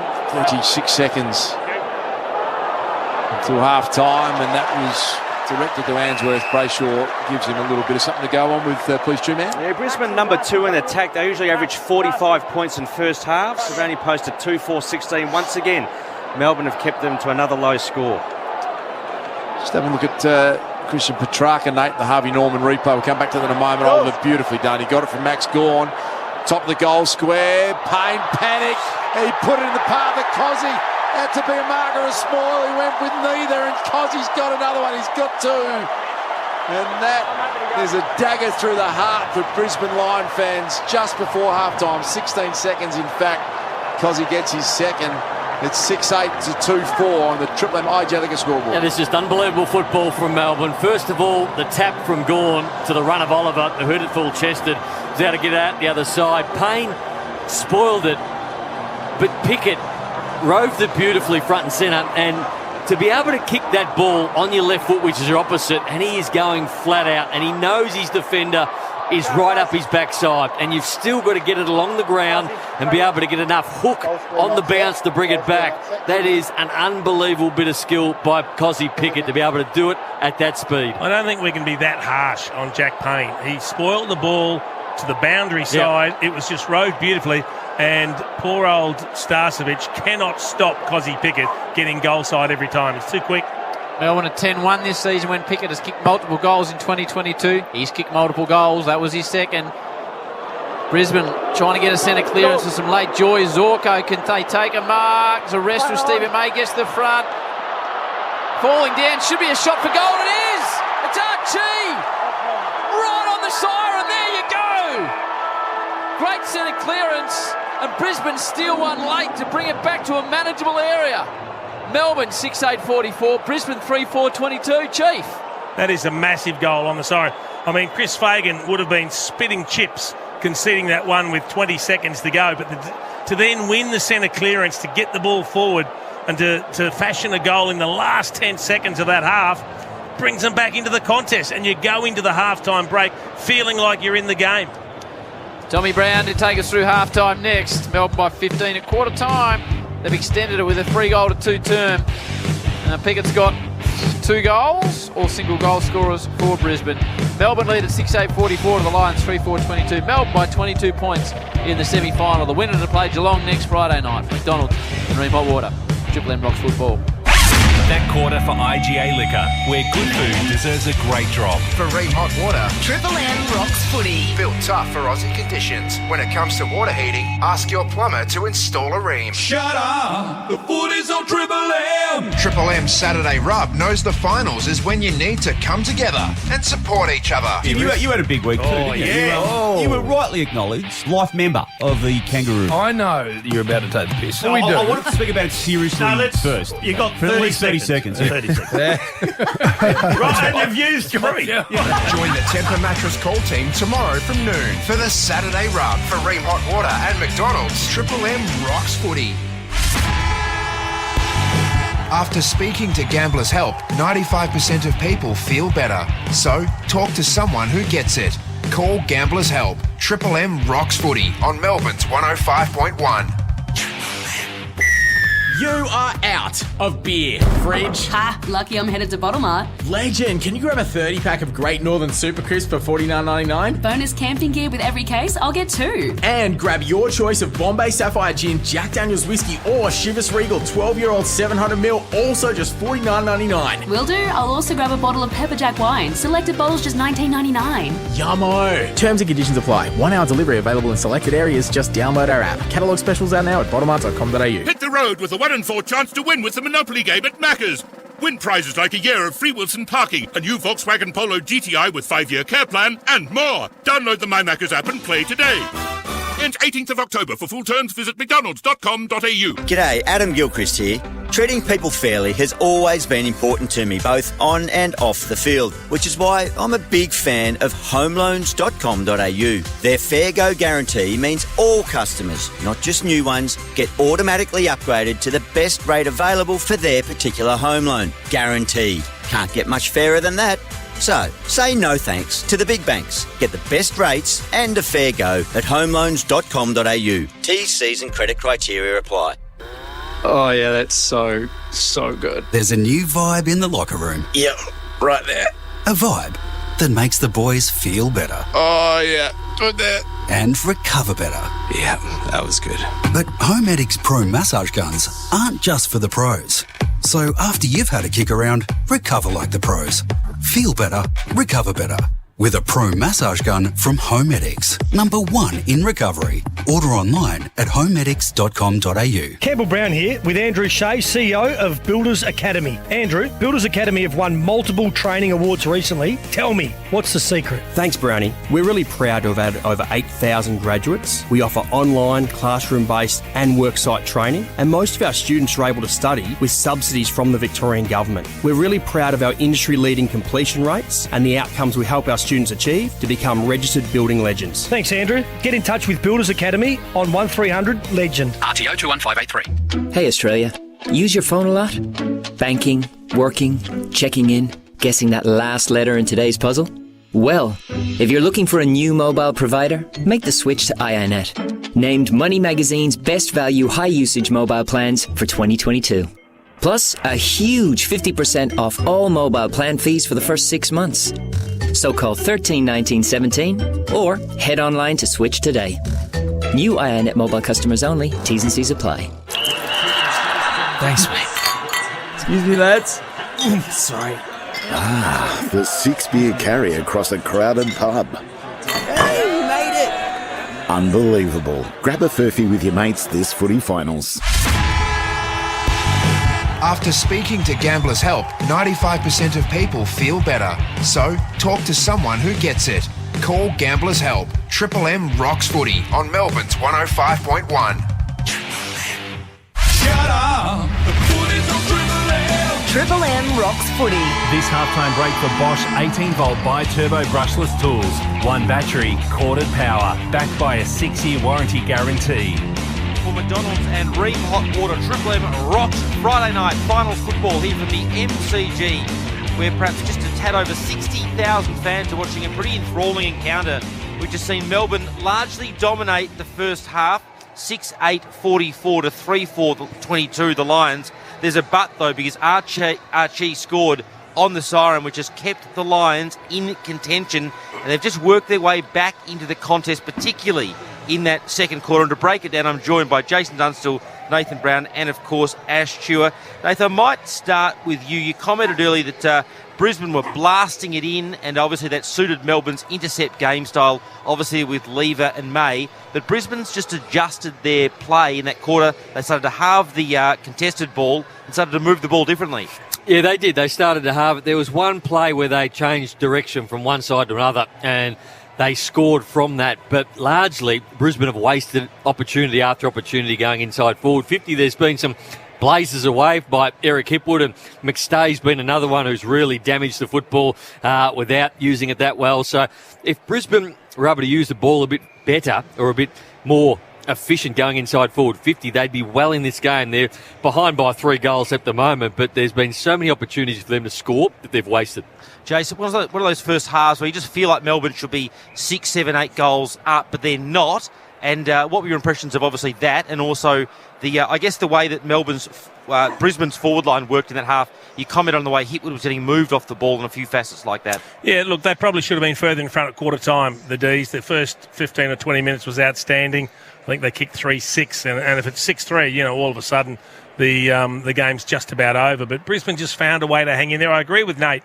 They've evened up the inside 50s. I know they're still down 30-22, but it was 13-3 at one stage, so they've got a little bit more territory, but their methodology going forward's been poor. They've only hit one lead. That was Hipwood, resulted in the goal. Too many high bombs, too many intercept marks. They've got to find players, McStay, Hipwood and co, that have to compete harder to make sure that the intercept marks stop, because that is killing Brisbane at the moment. Nathan commented on the margin, but point is, and we've seen it in recent weeks, Melbourne don't necessarily put sides away. Sydney a case in point last week. No, they don't put sides away, and what they do is kick the ball into the pocket, and it's a defensive inside forward 50 kick. So I feel like Melbourne score from stoppages, and that's when they're running and they're free and they're flowing, and it looks great. But in general play, when they get the ball from the back end and go forward, it's a slow, methodical build-up and allow sides to get back behind the numbers. So they go into the pocket, and at the moment they haven't got players who are taking marks. Ben Brown isn't taking marks. Fritsch isn't taking marks. You look down there and nobody else is likely to take a mark. So unless Melbourne score from stoppages, they do struggle to score. Jace, just from a conceptual perspective, Melbourne's got a lot riding on this. They're trying to defend their premiership at home in front of their own fans at the MCG. Brisbane have a lot of pressure on them, particularly their finals record. Would Simon Goodwin be a little bit sort of nervous about this situation at halftime, or do you reckon they're just nicely in control? I don't think he'd be panicking. They've worked their way, to a 22-point lead. You'll take that all day, every day.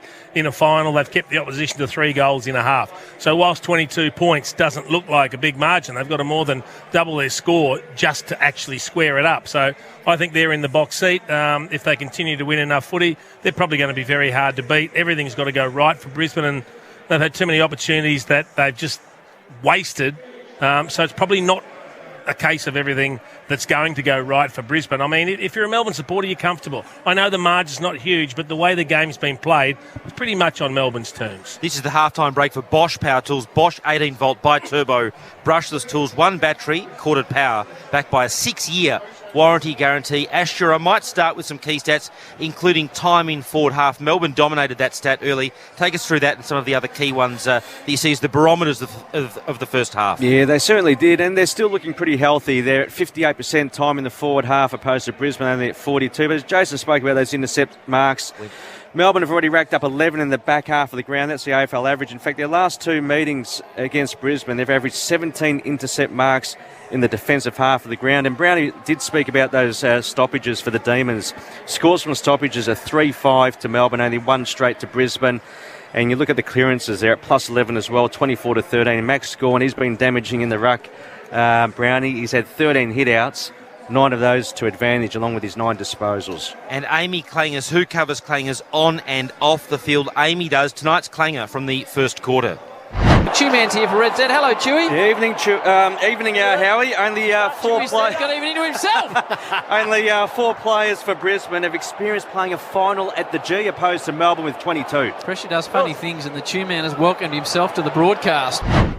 Again, something like I do. Ash, you're in it tonight.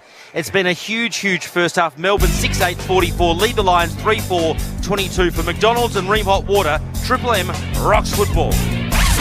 That halftime break for Bosch 18-volt bi-turbo brushless tools. 1 battery, corded power, backed by a 6-year warranty guarantee. For Ream Hot Water and McDonald's. Triple M rocks footy. Bring the stadium home this footy final season at Harvey Norman.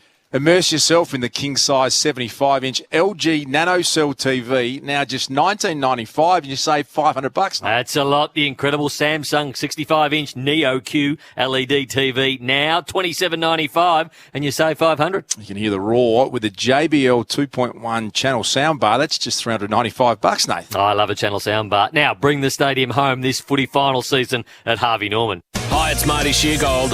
Right now, Triple M rocks footy, and we're back on Monday, and at 8:30 we'll wrap up the round with Scott Pendlebury. I was reading about the North Melbourne jumper, and then I jumped online to try and buy one, and they've got none in my size. Aww. They've already sold out in large and extra large. You're not extra large or large. What are you thinking? Extra large. The Marty Sheargold Show. Weekdays from 6 on Melbourne's 105.1 Triple M. Play the Monopoly game at Macca's for a 1 in 4 chance to bring home a win. Prizes like a Barbecues Galore Premium Barbecue Pack, an Ultimate Barco Gardening Kit, a Cliff Cinema Soundbar, and more. Download the My Macca's app and play today. Ends 18th of October. For full terms, visit mcdonalds.com.au. You are out of beer. Fridge. Ha, lucky I'm headed to Bottle Mart. Legend, can you grab a 30-pack of Great Northern Super Crisp for $49.99? Bonus camping gear with every case, I'll get 2. And grab your choice of Bombay Sapphire Gin, Jack Daniel's Whiskey, or Chivas Regal 12-year-old 700ml, also just $49.99. Will do. I'll also grab a bottle of Pepper Jack wine. Selected bottles just $19.99. Yummo. Terms and conditions apply. 1 hour delivery available in selected areas. Just download our app. Catalogue specials out now at bottlemart.com.au.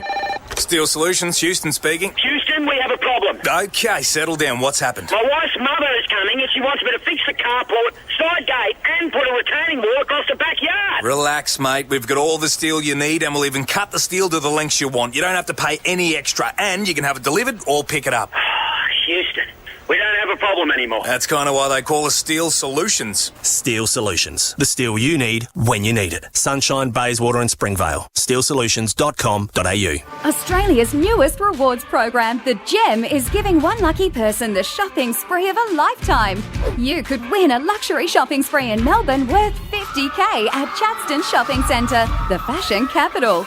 If you're not one to shop, you could also win a custom Ducati, also valued at $50,000. And everyone wins with access to Gem Rewards with exclusive offers from Australia's most popular retailers. Head to thegem.com to become a member today. T's and C's apply. Here we go. Deep breaths, Greg. You've got this.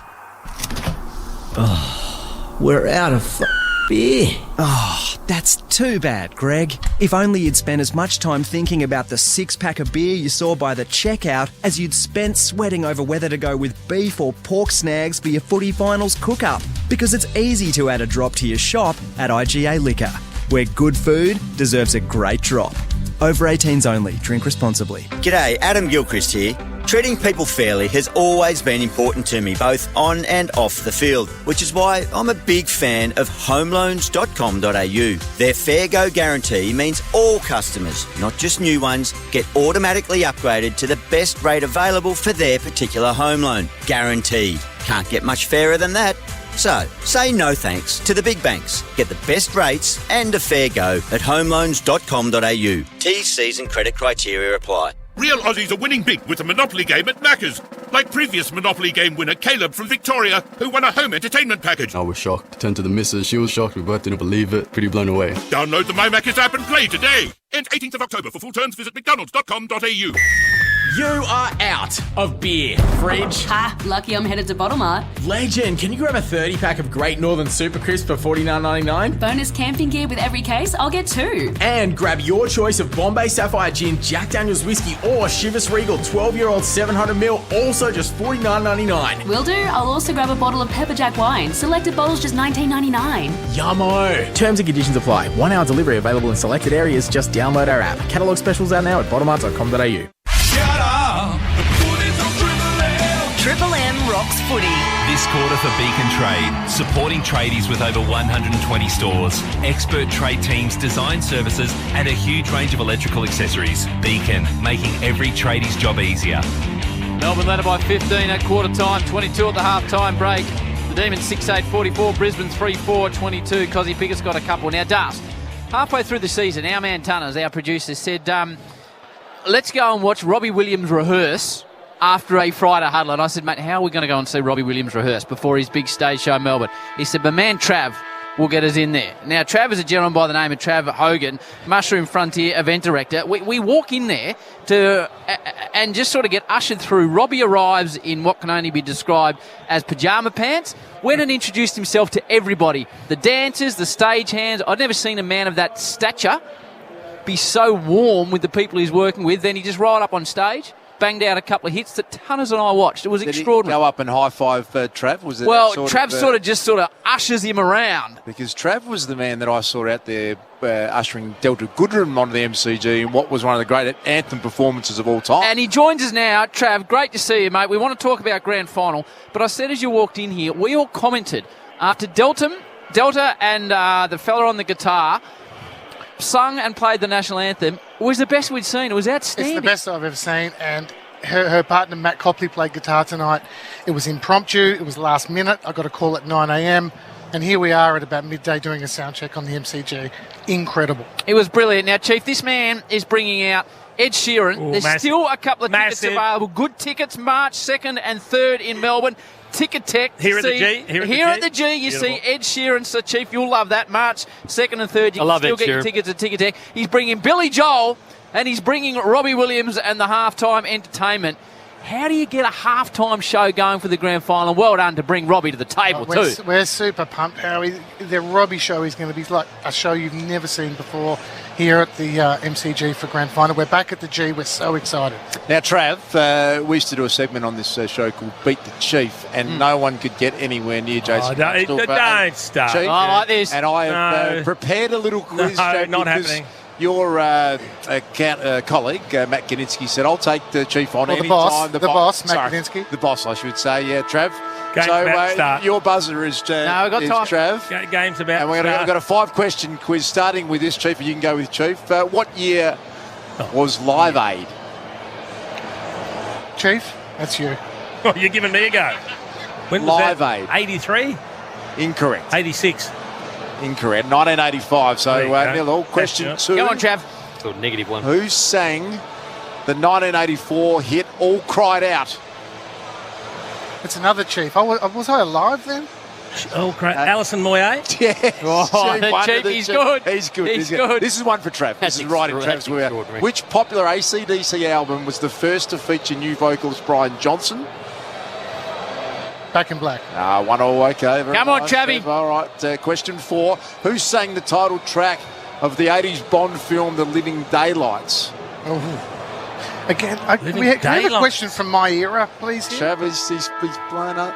No, I couldn't tell you. Aha, was the answer. Really? Oh, we toured them last. This is the decider. In which iconic music video did Queen parody Coronation Street?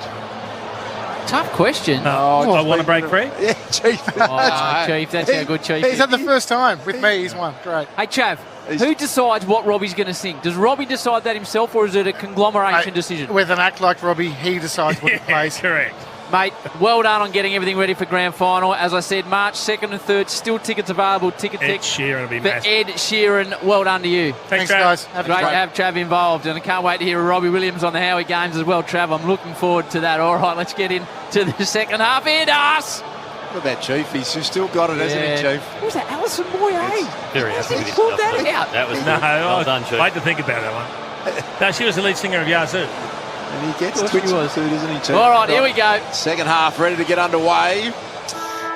And it is the D's with a 22-point lead. Big crowd at the MCG. A prelim final opportunity against the Cats is what awaits the winner. Lions have just hung in there. Can they take up some pressure to the D's? Gorn won it down, but it was stolen away. Lockie Neal did it really well. Lincoln McCarthy, half forward for Brisbane, sends it in the Eric Hipwood direction. He managed to bring it to ground. Rayner's going to run onto it. McStay, really well done. Hipwood then got run down by Petty. Picked it up. Harrison Petty, huge tackle. Well, he's had two big moments, Harrison Petty. He started the game really well, but a touch on the line in the first quarter, which looked like a goal. And then that one, a certain goal to Eric Hipwood in the goal square, didn't give up and nailed him. Petty with a driving ball to the outer flank in front of the Shane Warne stand. 60 plus in the house, according to the Chew. Sparrow.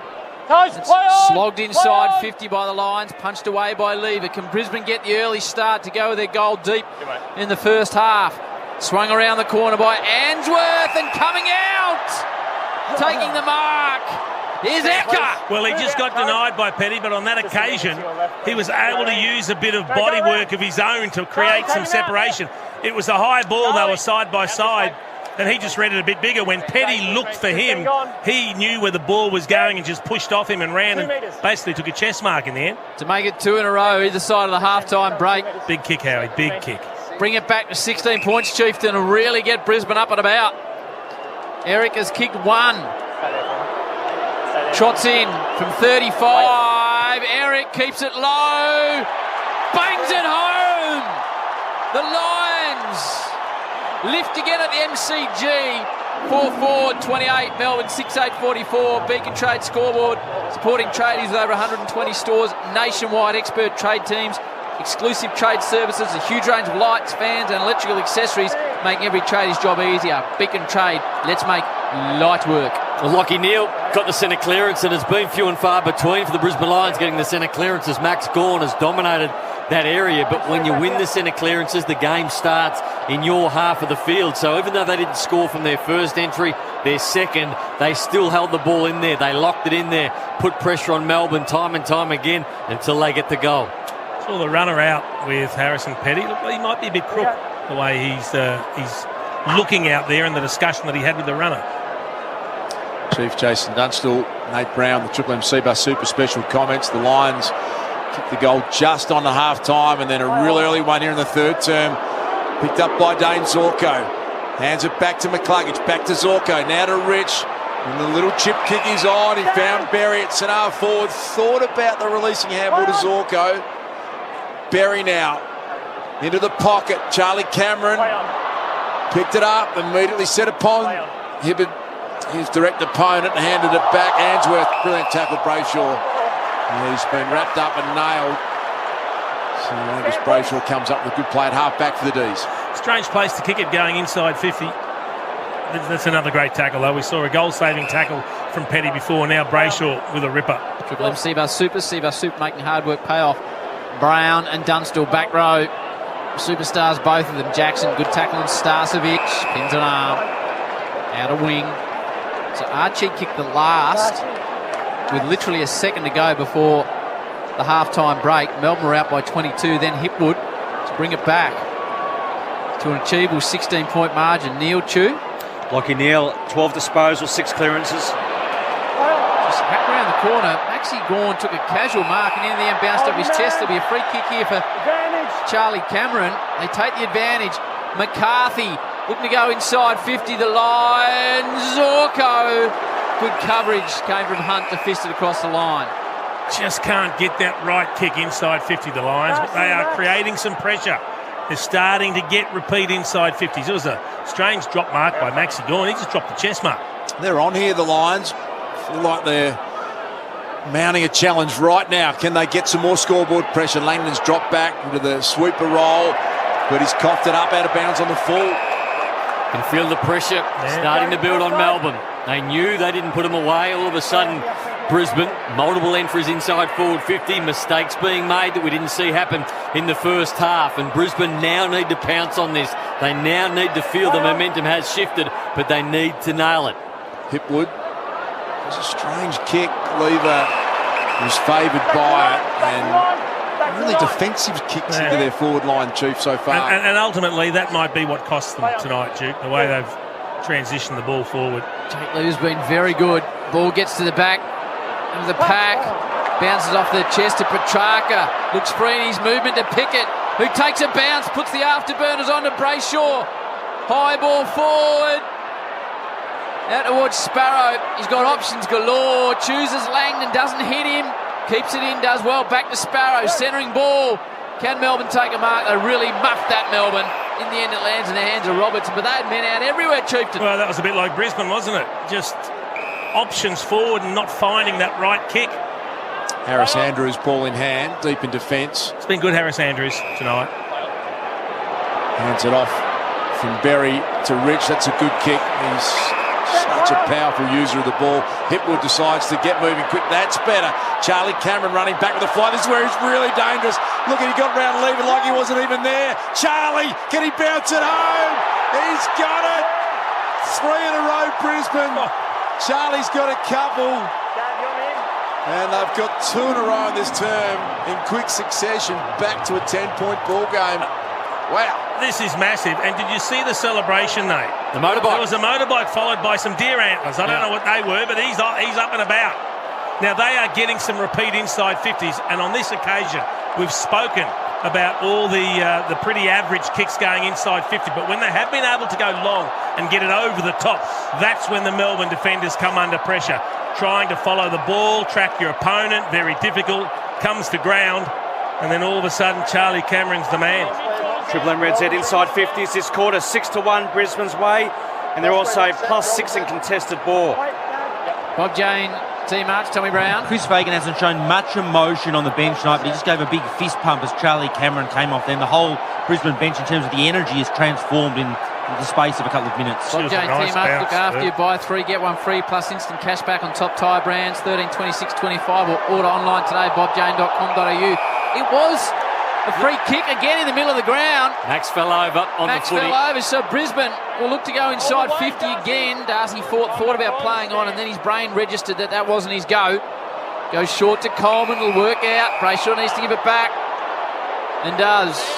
Coleman, centre wing, just with a little bandage around his left quad. High ball, fisted away, falls to a dangerous area, really dangerous area. Good body by the Demons. Hacked kick from May. It's fisted across the line. I think it was a deer on a motorbike, the celebration, Chief, which you don't see very often. Whatever it was, we'd like to see it again. Good stuff. Charlie Cameron has got a couple. Melbourne led by 28 points, 27 minutes into the second term, and now it's back to 10 points. And they've got it in their forward 50 again, Brisbane. They'll get a repeat stoppage, which they'll enjoy. And they are applying some good pressure right at the moment.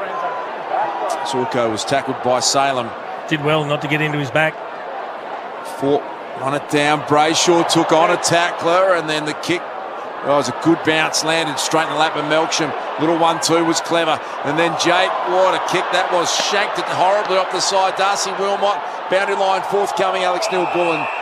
And eventually it comes over the boundary line. Funny when you're under pressure and all of a sudden even good players and Melbourne good players are now making the mistakes that Brisbane were making in the first half. But the thing was, Melbourne didn't make them pay. When they made mistake after mistake, Brisbane, they didn't beat them on turnover. They kicked 3 of their 6 goals from stoppages, and it feels like if Melbourne don't score from stoppages, they really struggle to score. Brisbane 86% of time in forward half this quarter alone, dominating. Melbourne defence under all sorts of pressure. Petty, who's been outstanding back there. Little chain of hand pass. Salem, Harms. Salem back to Harms. Sends it down the line. Good one-on-one by Melksham. Good body work there. Now he's got players forward of the footy. Elects to go by hand to Harms. Goes back to Melksham. They just get themselves into trouble. They're going to turn it over. Mistake-ridden at the moment.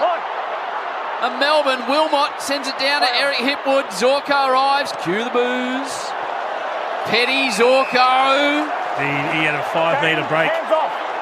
Eric Hipwood, a good kick. He takes the mark and he's away. Petty and Zorko. Yeah, he's given it to him, hasn't he? And there's some lingering. Now that's a free kick. He's put the elbow in Zorko's face, Petty, and the umpire hasn't seen it. So you remember in round 23, that incident that got a huge amount of press. Harrison Petty left in tears after seriously inappropriate sledge. So that little bit of spite, all of a sudden back in this contest. Andrews was upended by Brayshaw, puts his head down. Brayshaw, well tackled though, gang tackled by the Lions on the AFL logo here on the MCC members wing side. 10-point margin. The Lions are coming. It's the D's with the lead, 6-8 to 5-4. Triple M Beacon Trade score. It's like the domination of Max Gorn's gone out of this game, too. What are his numbers? Yeah, spot on. 8 touches in the first quarter. He's only had 1 disposal and 1 mark since quarter time. Wow. What's Harrison Petty's numbers, Stu? Well, number 1 ranked player, 13 possessions, 9 intercepted most on the ground, along with 6 marks. I was going to say the best game I've seen him play. Man. Brown, fisted away by Andrews. Been a good battle. Ben Brown's done some pretty good things. Petrarca with a nice spin. Jackson, he's going to have to take on 3 lines. It's touch. Cozzy Pickett's in the area. Wilmot just threw the footy away when he saw Cozzy. Melksham got a good argument for a free kick, I reckon. Umpire said play on. Didn't have the footy. Got shoved in the back, but neither of those helped him as the ball goes across the line. 20 round from the Demons attacking goal. Triple M Beacon Trade scoreboard supporting tradies, 120 stores, expert trade teams, design services, a huge range of electrical accessories. Beacon making every tradie's job easier. Melbourne lead it by 10 points. Just having a look at the Triple M Harvey Norman replay, a close-up of Christian Petrarca's calf. He's got a slight hairline fracture and he's got a big corky just above where that fracture is. Yeah, massive bruise on the back of his lower thigh, wasn't there, Jack? Good welt, Chief. Yeah, absolutely. You can't believe your luck sometimes, can you? You get a corky right in the spot where you just don't want it. Melbourne have got a chance again inside forward 50. Picked up though by McCluggage. Salem's tackle was effective enough. They've been able to get the footy back here. Spargo dancing on the spot. Hunt was able to get some good purchase on the kick inside 50. Mark drops Starcevic. Now there's some nervous moments. He's set upon by a couple. And it was Viney, Cozzy Pickett. And they'll throw it up about 15 around from the D's goal. Oliver Chu. Clayton Oliver, Howie, Triple M Red Z, just the 12 touches. Petrarca snapping out of the pack, bends away. What's he had this term as it goes out in the full? Stayed in. Stayed in fact. Now across the line. What's he had this term? He's statless Howie this quarter is Oliver. Which is extraordinary, really. Robertson has the job on him. So the ball spin back into play with Melbourne deep in attack, leading by 10 points. Brisbane have kicked the last 3 of the match. A sense from a few of the players over there that might have gone out of bounds on the foot. Yep. The boundary throwing nonetheless, and Spargo spun around. He's going to have a shot. Be a ripping goal if he could kick it right across the face of goal, and that has gone out of bounds. And you can hear the Brisbane Lion fans applaud him because they thought the last one was out of bounds. I think it was out of bounds. Next to the post. Another Tunnicliffe issue there, I think, Howie. Score a 1 in 4 chance to win with a Monopoly game at Macca's ends 18th of October. It's half ruined the final series, the big nose. Full terms, visit mcdonalds.com.au. He's a finals inserter, our man. It's fisted across the line with Melbourne in attack. Macca's Marine Hot Water, Triple M Rocks footy. It was Melbourne by 15 at quarter time, 22 at half time. They led by 28, 27 minutes into the second term. Brisbane since then, Archie, Hipwood and Cameron 3 in a row to bring it back to a 10-point game. And it is game on at the MCG. Another ripping final in this amazing series as Melbourne drive the ball inside 50 with a wobbly ball. Fritsch, what's he had, Chew? 1 goal, 1 kick, 2 kicks. Bailey Fritsch, just the 3 disposals, 3 kicks for 1 major. Okay. And Red Z Lending stats. Red Z Lending loans for the self-employed. Two-man celebrating his 21st year on Triple M. And you can just hear the murmurings around the MCG. These fans know that they are in a real street fight at the moment. Petrarca, brilliant. Got it back to Sparrow. They can't get the Sharon on the line at the moment. That just snuck in for a behind. So they get it out to an 11-point lead, Melbourne, on the Triple M Beacon Trade scoreboard. About the halfway mark of the third term. Harris Andrews to bring the ball back in. Favours the members' side with a long drop punt. May tries to fish from behind, gets something on it. Lockie Neal, Chew, Red Z. Oh, he's in trouble. 13 touches, 7 clearances. He does really well to think his way through it. He's still got to get out of this, though, Lockie Neal. And he's decked after he got rid of it. He was in trouble a couple of times, just had the confidence to work his way through it, Chiefy. Yeah, I was a little disappointed that Starcevic, after he gave the handball back, didn't apply the shepherd to buy him a bit more space. He just let the man run straight past him. Hugh McCluggage goes literally to pain. And now this is Starcevic. McStay up through the corridor is a good option, a good kick too. Can they make something of this? Hipwood on the lead, and it was a perfect kick. Well, they've had their kicking issues, but that was laser-like. The 2 good kicks going inside 50 tonight from the Lions have both come from McStay, and both times he's hit Hipwood on the lead. And you'd love to see Eric Hipwood lead for the ball more. Unfortunately, whilst he's done 2 brilliant kicks, he's done the 2 absolute worst kicks of the night as well, going inside 50, McStay. So he's batting 50, batting 500 at the moment, 50-50. Deserves a goal on the back of the build-up, and this will get the Lions fans out of their seats and feeling like they are on track to cause an upset here. Hipwood nails the kick. And there's some Lions fans in the house who are pumped right at the moment. That is the last 4 goals of the game. The only 3 goals of this third term, and it's back to 5 points. Melbourne with a lead. Triple M Beacon Trade scoreboard. Well, there's 2 major differences in this game compared to the first quarter, Chief, and that's Brisbane not allowing Melbourne easy ball. And you commented an easy ball to Neil Bullen, I think, early. They got a goal out of it, but Brisbane has now halved all the contests. So Melbourne aren't getting the easy one out the back, then the wrap around, then the loopy handball, and they get out of trouble quite easily. The pressure's good, so Melbourne can't run with the football. They can't score at the moment. The other big change in this quarter has been their use of the football. Yep. So that from Starcevic, 45-degree angle kick to McStay was brilliant. And the lead up to the Charlie Cameron goal before. They went from half back to half forward. They bypassed Stephen Mate and also Jake Lever. And when they do that, they look dangerous. Yeah, and the intercept marks have dried up for the D's. Back in the middle we go. Oliver with his first possession of the term. Sends it forward. Fisted away by the Lions defenders. Neil Bullen, the dangerous one, runs after it. A little clever hand pass to Swallow. Goes to Viney, not the distance. Viney from 45. Can he lift the MCG? He can't. One behind. It's on 2. Berry and Oliver, a couple of tough men. Bit of push and shove. Yeah, Berry decked him and held him down after he got that ball away, and they wrestled for a good 25 to 30 seconds. So just the 2 possessions this quarter to Viney, 1 to Oliver, as you called Howie, and the big men, Gawn and Jackson, haven't touched it. How do you reckon Joe Danaher's going in the birthing suite at the moment? That was extended amount of wrestling going on, as Bernie said, between Berry and Oliver. May takes a good intercept mark. It's the one they can't afford. Needed to be a higher kick from Rich. May just places it now 30 metres out from goal. Huge pack. It comes to ground. Might be Payne who picked it up, but he was set upon. And it's about 40 metres out now from Melbourne goal. Triple M Harvey Norman replay screen. Yeah, I gouge. Bit of facial work. Clayton Oliver took exception to it, Chief. Well, he's also driving the forearm into the side of the head. That's a Berry we're talking about, Jared Berry. No love lost there. And from the Horsham Saints. So can Melbourne get something from the stoppage? Where's Cozzy? He might be on the bench, is he, two-man? This is Starcevic coming off very slowly. Here's Howie. Starcevic just walking off. He's got a blood rule cheap out of his knee, I reckon. So the ball tossed up, Melbourne, 30 out from their attacking goal. Harms does really well, brilliantly, in fact, to pick it up, send it forward. Another behind. They've missed opportunities, the Demons. They lead at 6-11 to 6-4 by 7 points. 9:25 to go in the third term. Game high was 28 points, 27 minutes in the second quarter. Since then, Brisbane have kicked 4 on the bounce. Oh, Coleman got it to Berry, and then Oliver tried the round arm on the spoil. Saw a chance for a bit of a square up there. Bit of byplay between Berry and Clayton Oliver. Play on, not 15, play on. Not called to play on. He's going to have to think his way through it, and he panicked a bit the second gamer. They've copped it up. They might get hurt on the rebound here. Hibbert's kick is weighted in the direction. Fine, he had to have courage. We know he's got plenty of that. Harris Andrews, he's been huge tonight. He has been, and how happy was he with the spoil?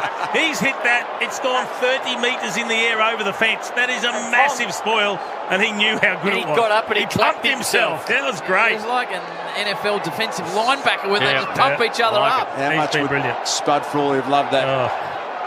Gawn, Fullerton, back towards Fullerton.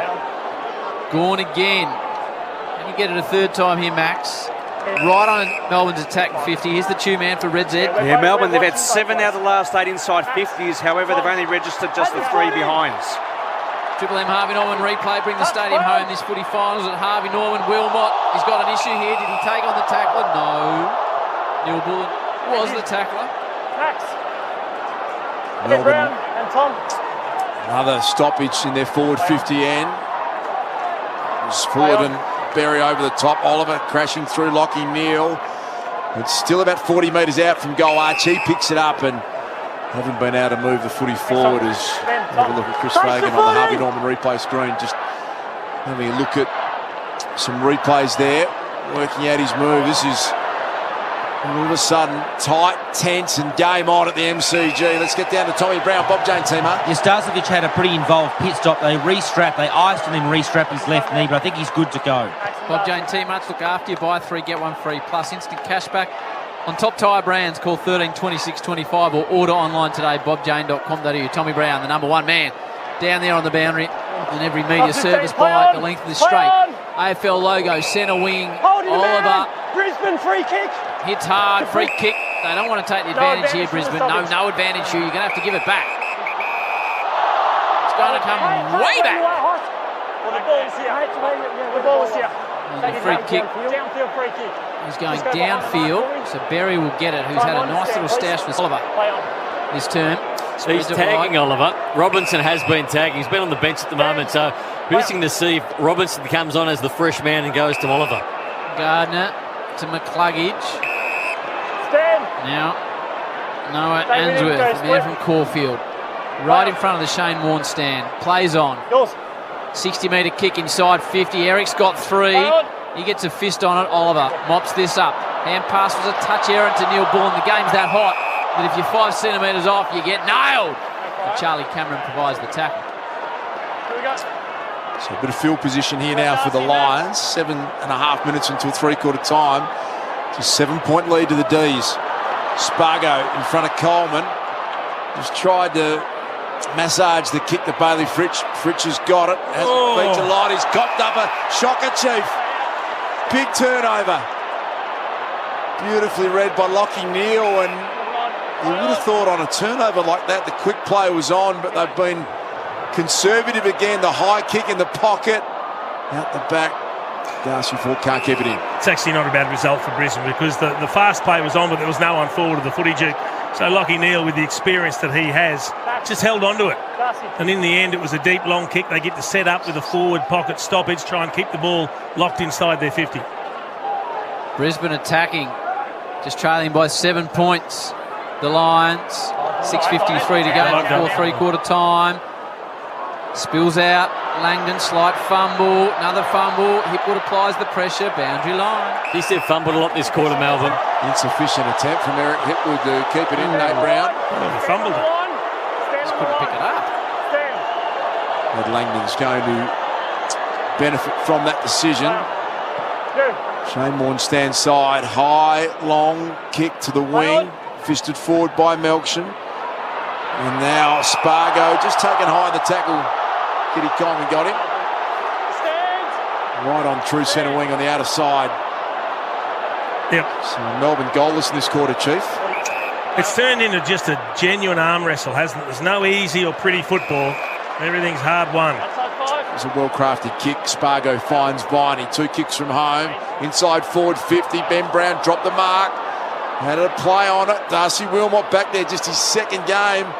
Both finals. Max Gawn's gone missing since quarter time. He was threatening to tear this game apart. McCarthy, brilliant handball. And Rich gets it to Hipwood. Releases the handball to Cluggage. He looks up. There's no one there except May. Takes a bounce. Has he got the legs? Has he got the journey? Oh, he's got it here, McCluggage. Massive for Brisbane. Massive. 4 goals in a row. 5 goals, in fact, for this quarter. And we're back to a 1-point ball game. Unbelievable scenes at the MCG. Triple M Beacon Trade scoreboard. Again, the poise of players like McCluggage. So they got the ball out the back. It was a lucky kick and a bounce in the end, and McCluggage found himself in space. But these are the balls they were spraying in the first half. Think of Eric Hipwood. Think of Dan McStay, 60 metres out. And they had so much space, and they just panicked and pumped the ball in side forward 50. On that occasion, McCluggage gets it forward to the centre, and he looks up, and he's got no one ahead of him. So he thinks, I've got to have a bounce here. I've got to take the responsibility on. I've had a quick peek over my shoulder to know how far I've got. I'm looking at Christian Salem, and I know he's not overly quick, so I've got him. I can get to 50. I've just got to get to 50 and be able to kick this goal. He summed it up brilliantly. 5 goals in a row for Brisbane, 7 of the last 9. Last time Brisbane won at the MCG, Chewy? 2014. Gawn, can he lift his team? Grabs out of the ruck with a not 15 ball. Fort misses it completely, and a second time. Oliver, can he get rolling? Scoops it out the back to Petrarca. High wobbling ball in the path of Sparrow. Melksham. Coleman had no opportunity to get rid of it, and it's high, and it'll go the way of Kitty Coleman. The true centre-half back for the Lions, who've kicked the last 5 of the affair and the only 4 for the term. Just before half-time was a 28-point lead to Melbourne. That late goal on half-time, Chief's words were, you just felt that kept them confident in it. Now they're right on top. Rayner's got it. They're going to go forward again. Melbourne have led all night, but it is just a solitary point at the moment. Rayner, ambitious kick, wanted Gardner. Gardner takes a little mini hangout on Spargo and hands it off. They can do no wrong. Rich short to Coleman. Just looking for the hit-up lead. And there it is, the Charlie Cameron, the leg speed got inhibited on that occasion. This is a good lead. He came from the other pocket because the ball started out in the other pocket, and it was a high transfer of play from Rayner, and Charlie Cameron led at least 50 metres from the other pocket all the way through the traffic and presented. For the lead for the first time for the night, the Brisbane Lions, Charlie Cameron, we thought he was badly injured at the start of this game, had to go off and get some attention on his foot.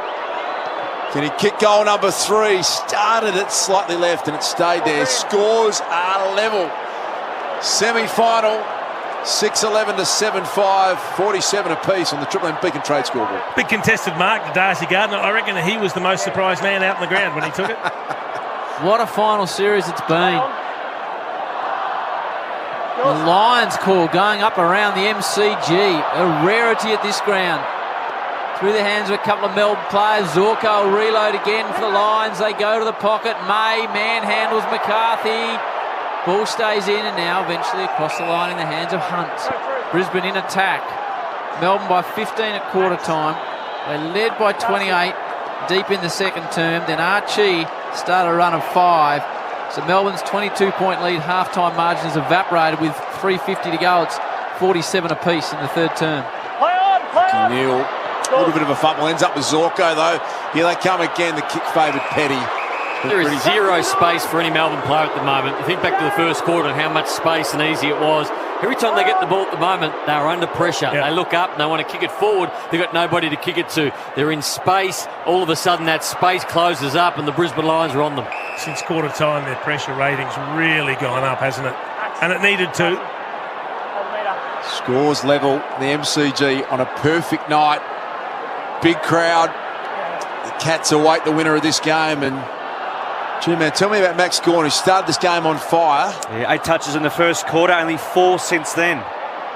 High up and under ball. AFL logo on the wing. Pickett nearly there. Spargo. And it was Petrarca who was tackled. Andrews came through. Well done, Petrarca. Brilliant. Got it to Cozzy Pickett.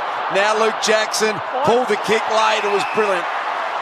Geez, he did well, Petrarca, then. That was just willing yourself to make a change in the game. He understood they're under the pump, and he showed his teammate Luke Jackson how hard you had to go in a contest. As I thought Jackson, only moments before that, had the same opportunity to go for the ball. He didn't. Ended up getting on the end of it, Jackson, and made up for that and kicked the ball nicely. But that is brilliant by Petrarca. That's game-changing stuff. Bailey Fritsch been pretty quiet tonight. Kicked the goal in the second term. Melbourne looking for their first goal of the third quarter. This man delivers so often for them. 53 goals coming into tonight. He's got it. Fritsch has got a couple. And Melbourne desperately needed that settler. Petrarca was the A-grade gun that got it done. So 7-11 to 7-5, 6-point lead to the D's on the Triple M Beacon Trade scoreboard. At both ends, it's been the good inside 50 kicks that have found the easy goals, the ones that you didn't have to absolutely grind your way to. On that occasion, Luke Jackson, as you mentioned, he got a chance to atone, and it was just a clever kick. Even though it mightn't have been perfect, he had one option, it was Fritsch, and he kicked it to his advantage. Fritsch was able to recover his balance, take the mark, and then go back and kick the goal. The value of a forward that can kick clutch goals, Chief. How many possessions he had, the Fritcher? 4. Only five touches. Never seen him break sweat. But the great thing is he can have 4 or 5 kicks and kick 3 goals and be the difference between winning and losing. He's a Cyril style. Big roar at MCG. I wouldn't go that far, Howard. For limited possession, maximum impact. Maybe not overall skill. We love the Fritcher, though. It's not your best. Here we go. Sparrow. High ball towards Neil Bull and his crunch right in the hands of Harms. Now Melbourne have got their tails up. Sends it forward. Ben Brown brought underneath the footy. Good sport from behind. Viney's dangerous. Brown, anything could happen here. Neil Bullen. He's got 2 the hyphen. Melbourne 2 in the space of a minute. And they ease it out to a 2-goal margin. 8-11-59 to Brisbane 7-5-47. 2-goal margin. And I reckon that made up the Cyril call. It did, Howard. And really good effort from 2 players at ground level from the Demons. And one of them was Viney. Just to be able to stand up under pressure. There was a couple of players around him and a quick handball to Ben Brown. But even more than that, Ben Brown's handball was instinctive. A couple of times tonight, he's looked slow, he's looked cumbersome. But on that occasion, it was just quick of the mind, quick of the hand. And looks like Kadeem Coleman's come off with a bit of a cut above the eye too. And those scores from the stoppages, you look at scoring shots, 13-1 Melbourne's way. They've posted 5 goals, 8. Brisbane just the 1 straight. Bob Jane teammates, Kadeem Coleman. Tommy, what can you tell us? Yeah, Coleman came off with a knock to the head. He went back with the flight of the ball, so I think he'll be assessed for the cut and the knock. Thanks, Tommy. Lockie Neal flicks it out. Berry did well. A little don't argue on Petrarca. A little bounce now from Lockie Neal in the Link McCarthy direction. Got rid of his manhunt. And now trying to work his way through Zach Bailey. Hipwood handball over the head of Robertson. He can keep it in and send it high. And a centering kick. Rain of flies. Front and centre Zorko's there. Oliver and Berry do battle again. Oliver's got him. Dumps him in the tackle. And then just gets in his ear a touch. 12-point lead. Minute 18 remaining. D's in front on the Triple M Beacon Trade scoreboard. Petrarca lifting his side, then Lockie Neal with a clearance. Then Oliver, the big boys are standing up. The preliminary final is the prize. Jackson, May. How did he get rid of it? He didn't. Free kick Brisbane. And Berry says, I'll have it. Oh, it's going to Darcy Fort. So here's an opportunity, Duke, for a ruckman to go back and kick a team-lifting goal. And they need this. After a couple of quick goals to the D's, they had things going their way, Brisbane. Melbourne have answered. A career set shots, 11 straight. Big Fordo. He won't let you down, Howie. Big Fordo from 45. That doesn't count out in the full, so does it? The man from South Barwon. 8 goals won this season, but 11 straight on set shots. D Fort to bring it back to a 1-goal game from directly in front. It has. Whoa, the 4!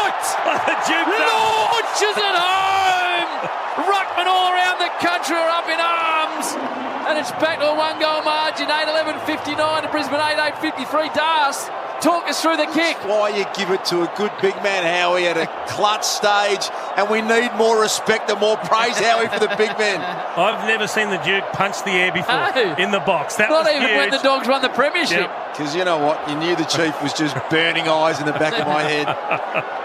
Huge goal. Gee, they needed it too. This has been an engaging clash and really hard to pick which way it's going to go.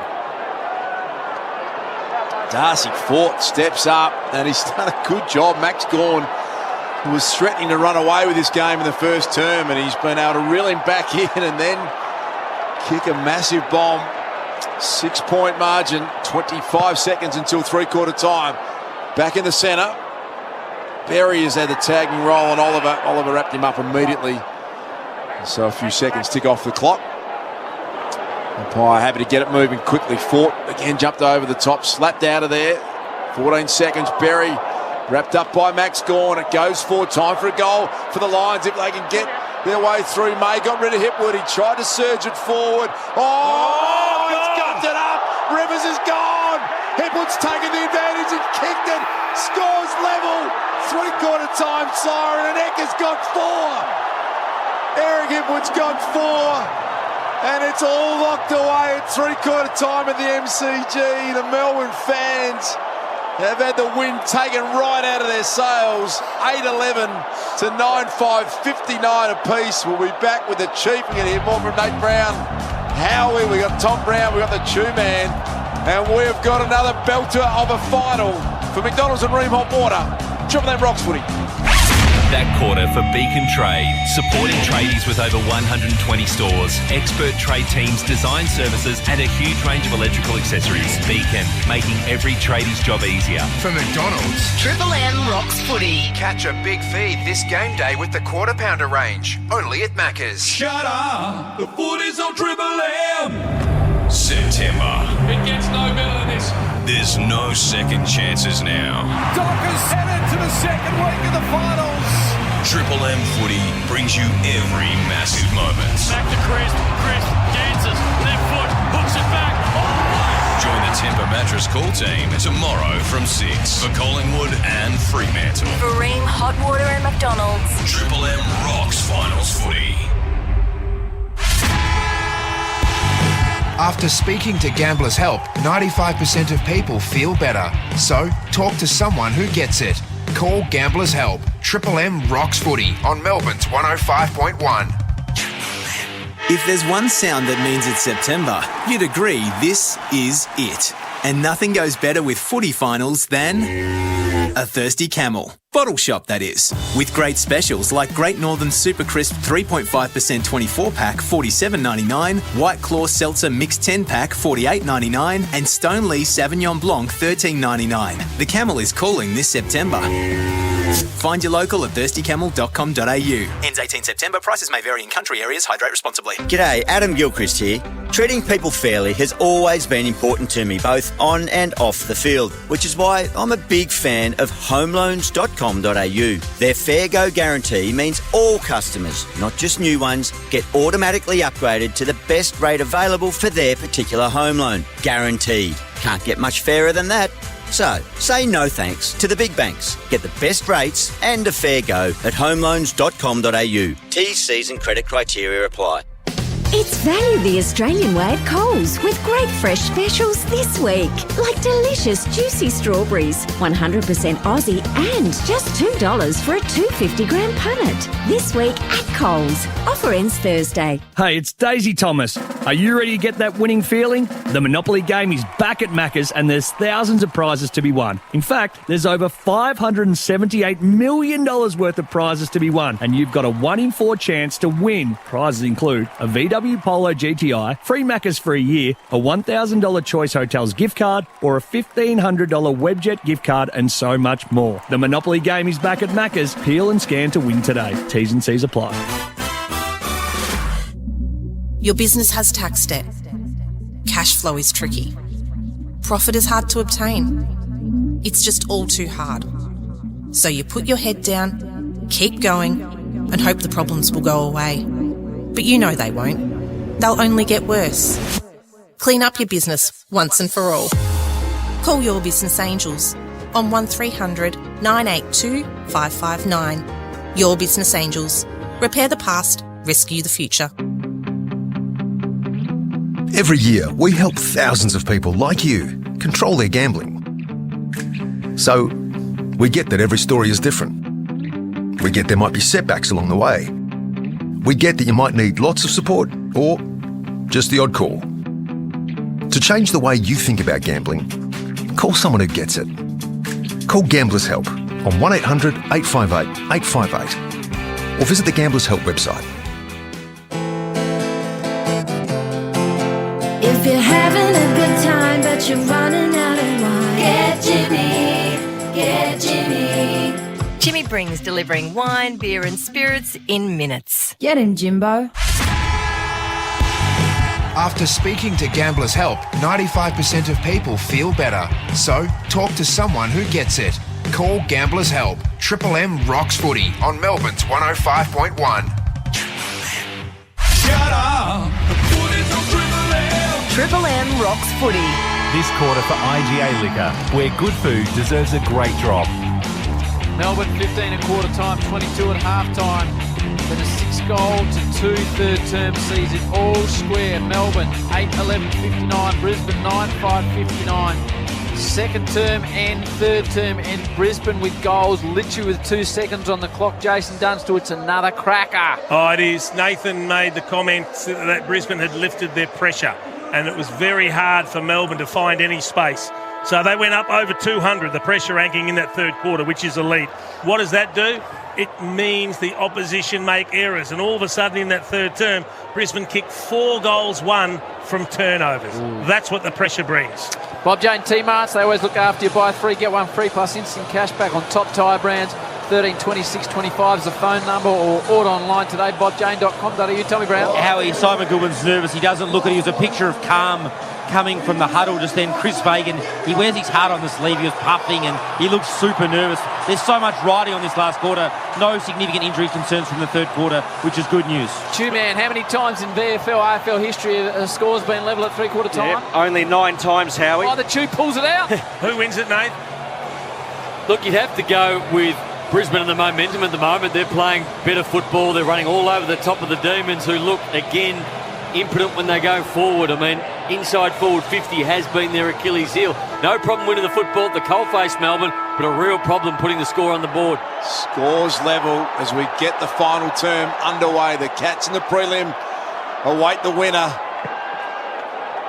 Extraordinary scenes again here at the MCG. Viney couldn't get a handle on it. Berry picks it up. He's running around with Oliver. Goes to half forward. Lever got a little hand in there. Robertson's maybe got the roll out there on Ed Langdon on the wing. Bailey couldn't pick it up. Over the top, Lockie Neal, but it's going to be the D's through Viney. But good pressure again. It was Zach Bailey's second effort. Keeps it trapped at half forward with, yes, Trimac. Yeah, and since round 11, Das, Melbourne have the third worst record of any team in final quarters. Only North Melbourne and West Coast have a worse record than them. Triple M Red Z Lender, that's a zinger. Red Z Lending loans for the self-employed. Ream Hot Water, built tough for Aussie conditions. When it comes to hot water heating, ask your plumber to install a Ream. All right, Brisbane slightly in attack. Important ball to be won. They're all important here. Berry only as far as Langdon. Hooks it back around the body towards Jackson. Wilmot, Neil Bullens kicked a couple. Robertson keeps it in. Robertson does well to McCluggage.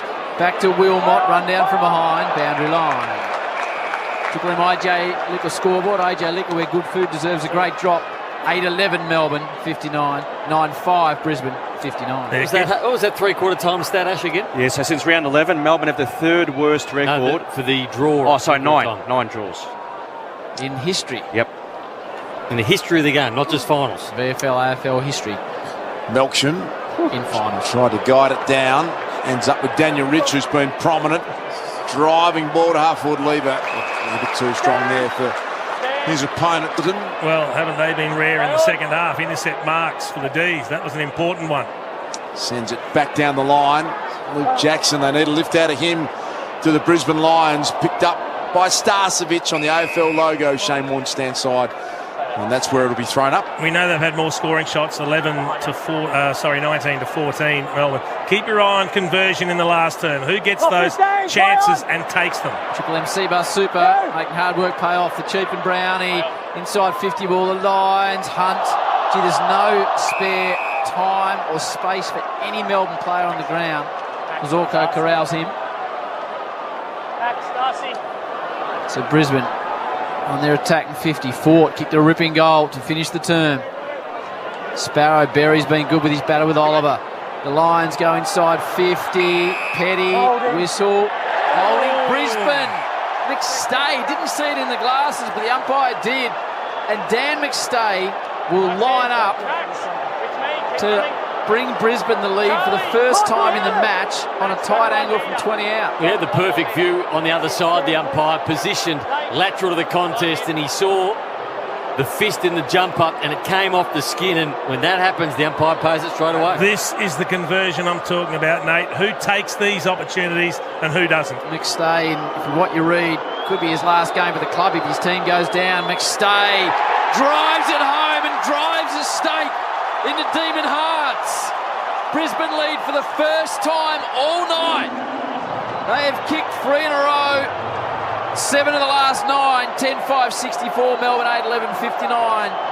Triple M IJ Liquor scoreboard. IJ Liquor, where good food deserves a great drop. And all of a sudden, Chief, the stat that Ash gave us, no side since round 11 has been worse in last quarters than the Demons, apart from West Coast and North Melbourne, who finished 17th and 18th. And then all of a sudden people think that, Melbourne just get this done in the last quarter, but history would suggest that they are the worst last quarter side in the competition who's playing in the finals right now, and Brisbane have all the momentum. Remarkable turnaround in this game. Melbourne cruising 28 points up just before half-time and just couldn't see a way home there for the Lions. And now lead it for the first time, as Howie just told you, by 6 points, plenty of time. Gawn and Fort. Ford upended Berry, got rid of Oliver and then just waltzed away from him. Berry drives it long, Hipwood out the back, and he get a kind bounce. It was conceded through by Harrison Petty, so out to a 7-point lead on the Triple M IJ Liquor scoreboard. That effort from Berry on the Harvey Norman replay, bringing the stadium home this footy final season at Harvey Norman. Stephen May tasked to bring the ball back in. Runs his measure, then kicks his 65-metre ball towards the wing. Fort and Gawn, been a good contest after Maxi looked like he's going to tear it apart early. McCluggage inside 50. They're out everywhere here, Brisbane. Hipwood, Berry, he's had a big half. Berry just misses. 8-point margin, 67-59. The way of Brisbane. But again, they're the chances. So you're surging. If you can go bang, bang, bang and kick 3 quick goals, might win you the game. You don't take it, leaves the opposition still there. So Berry is now asking questions of Clayton Oliver. Since quarter time, Berry's had 14 disposals, Oliver only 6. Triple M Red Z leading stats. That's a big one. Here is Berry again. So all of a sudden now Oliver has to go, okay, I've got to tighten up because this guy's getting out of the loop. We're 8 points behind. Deep into the last or start of the last quarter, I need to show some respect. Interesting move, wasn't it? Robertson was doing a pretty good job on Oliver, and they put him out in the wing on Langdon, and that match up with Berry, as Brownie just pointed out, it's been a big win for them. Here is Clayton Oliver, right in front of the interchange race. High ball. Can they get Jackson into the game? Oh, beautifully taken front and centre Pickett, but Harris Andrews tackling him was outstanding. Gardner was good too, got it through to Berry.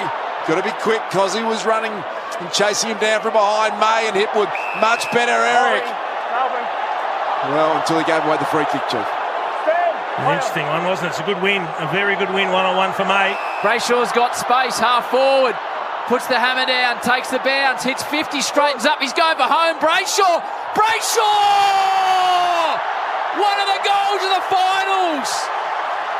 Ran 40 with a bounce in the middle, tight angle, snuck it home. Melbourne 9-11-65, Brisbane 10-7-67. What a goal that was, and what confidence in his own ability. Big moments, and Brayshaw delivered, and the reason why he had the bounce, there was nobody coming up at him. So Jackson was standing about 15 metres out from goal with the bus stop lead, just with a hand in the air. So he looked up and he thought, well, there's no one in the goal square. There's no one leading. I'm going to take it upon myself to get to 50 and be able to kick this. Nate Brown and the Chief Jason Dunstall, Triple M Seabar Super special comments. Seabar Super making hard work pay off for all of us. Max Gawn getting some treatment at ground level. Jeez, that's a good goal. Massive effort. One of the best you'll see, Howard. Angus Brayshaw. Huge effort. You know the reigning premiership team aren't going to lie down here by any stretch of the imagination. Back in the centre, Jackson. Wanted Viney, Rayner in there. They've set up well again, the Lions. Zorko sends them inside 50. Making sure they get a contest. Play on's the call. Chance for Archie. Picked it up really well and then ran headlong into Jaden Hunt. And a good call from the umpire. It'll be thrown up. 35 out in front of the Brisbane Lions. Ponsford stand ends attacking part of the MCG. Brisbane deep in attack. Sparrow can't pick it up. Petrarca goes off the ground. Archie, hopeful, wobbling ball inside 50. Melbourne gets out the bat. McCluggage is dangerous if he can pick it up. Gets away from one tackler, ducks his head. Got it high. It's a big call. It's against Spargo. And McCluggage will have a shot. Not easy. This is a half opportunity, Howie. But these are the ones that decide games. It was there, Chief, on the Harvey Norman. Yep. Right arm over the shoulder. Does he go the banana? Does he try and thread the needle with a drop punt? I think thread the needle, Chief. A little bit of left to right, the right footer. It's a long way out for a banana, isn't it? Looks in the Ash Johnson pocket. He's kicked 25-26 this year. In fact, in his career, he goes to squaring ball. I like it. Falls to a dangerous position. Can Melbourne run it out? Can Lockie Neal keep it in? Massive moments in the game. Neal scoops it out. Handball back from Robertson. Out the back, McCarthy hasn't been sighted. Brilliant tackle, Lever. Brilliant tackle, Lever. Yeah, well called, Howie. Jake Lever. A big play there in the Melbourne defence. Stand up. 2-point margin. Favour of the Brisbane Lions. Brayshaw tracks the Shane Warne-Stam wing side of the MCG. Robertson's playing that role on Langdon out there at the moment. Couldn't take clean possession. Look at Viney. Just no regard for his own safety. Went head first at it. There's a lot of numbers around it. The umpire's having to think about this. Let it go a long time.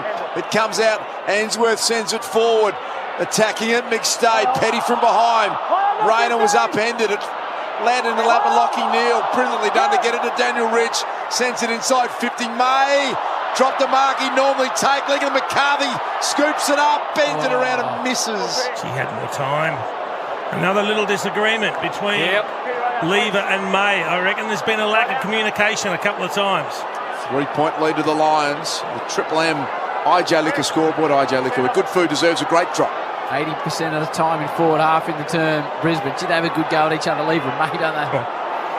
But they've had 4 scoring opportunities this quarter. They've only taken 1. Well, May, it's a gutsy kick down the middle to Rivers. It's really well weighted.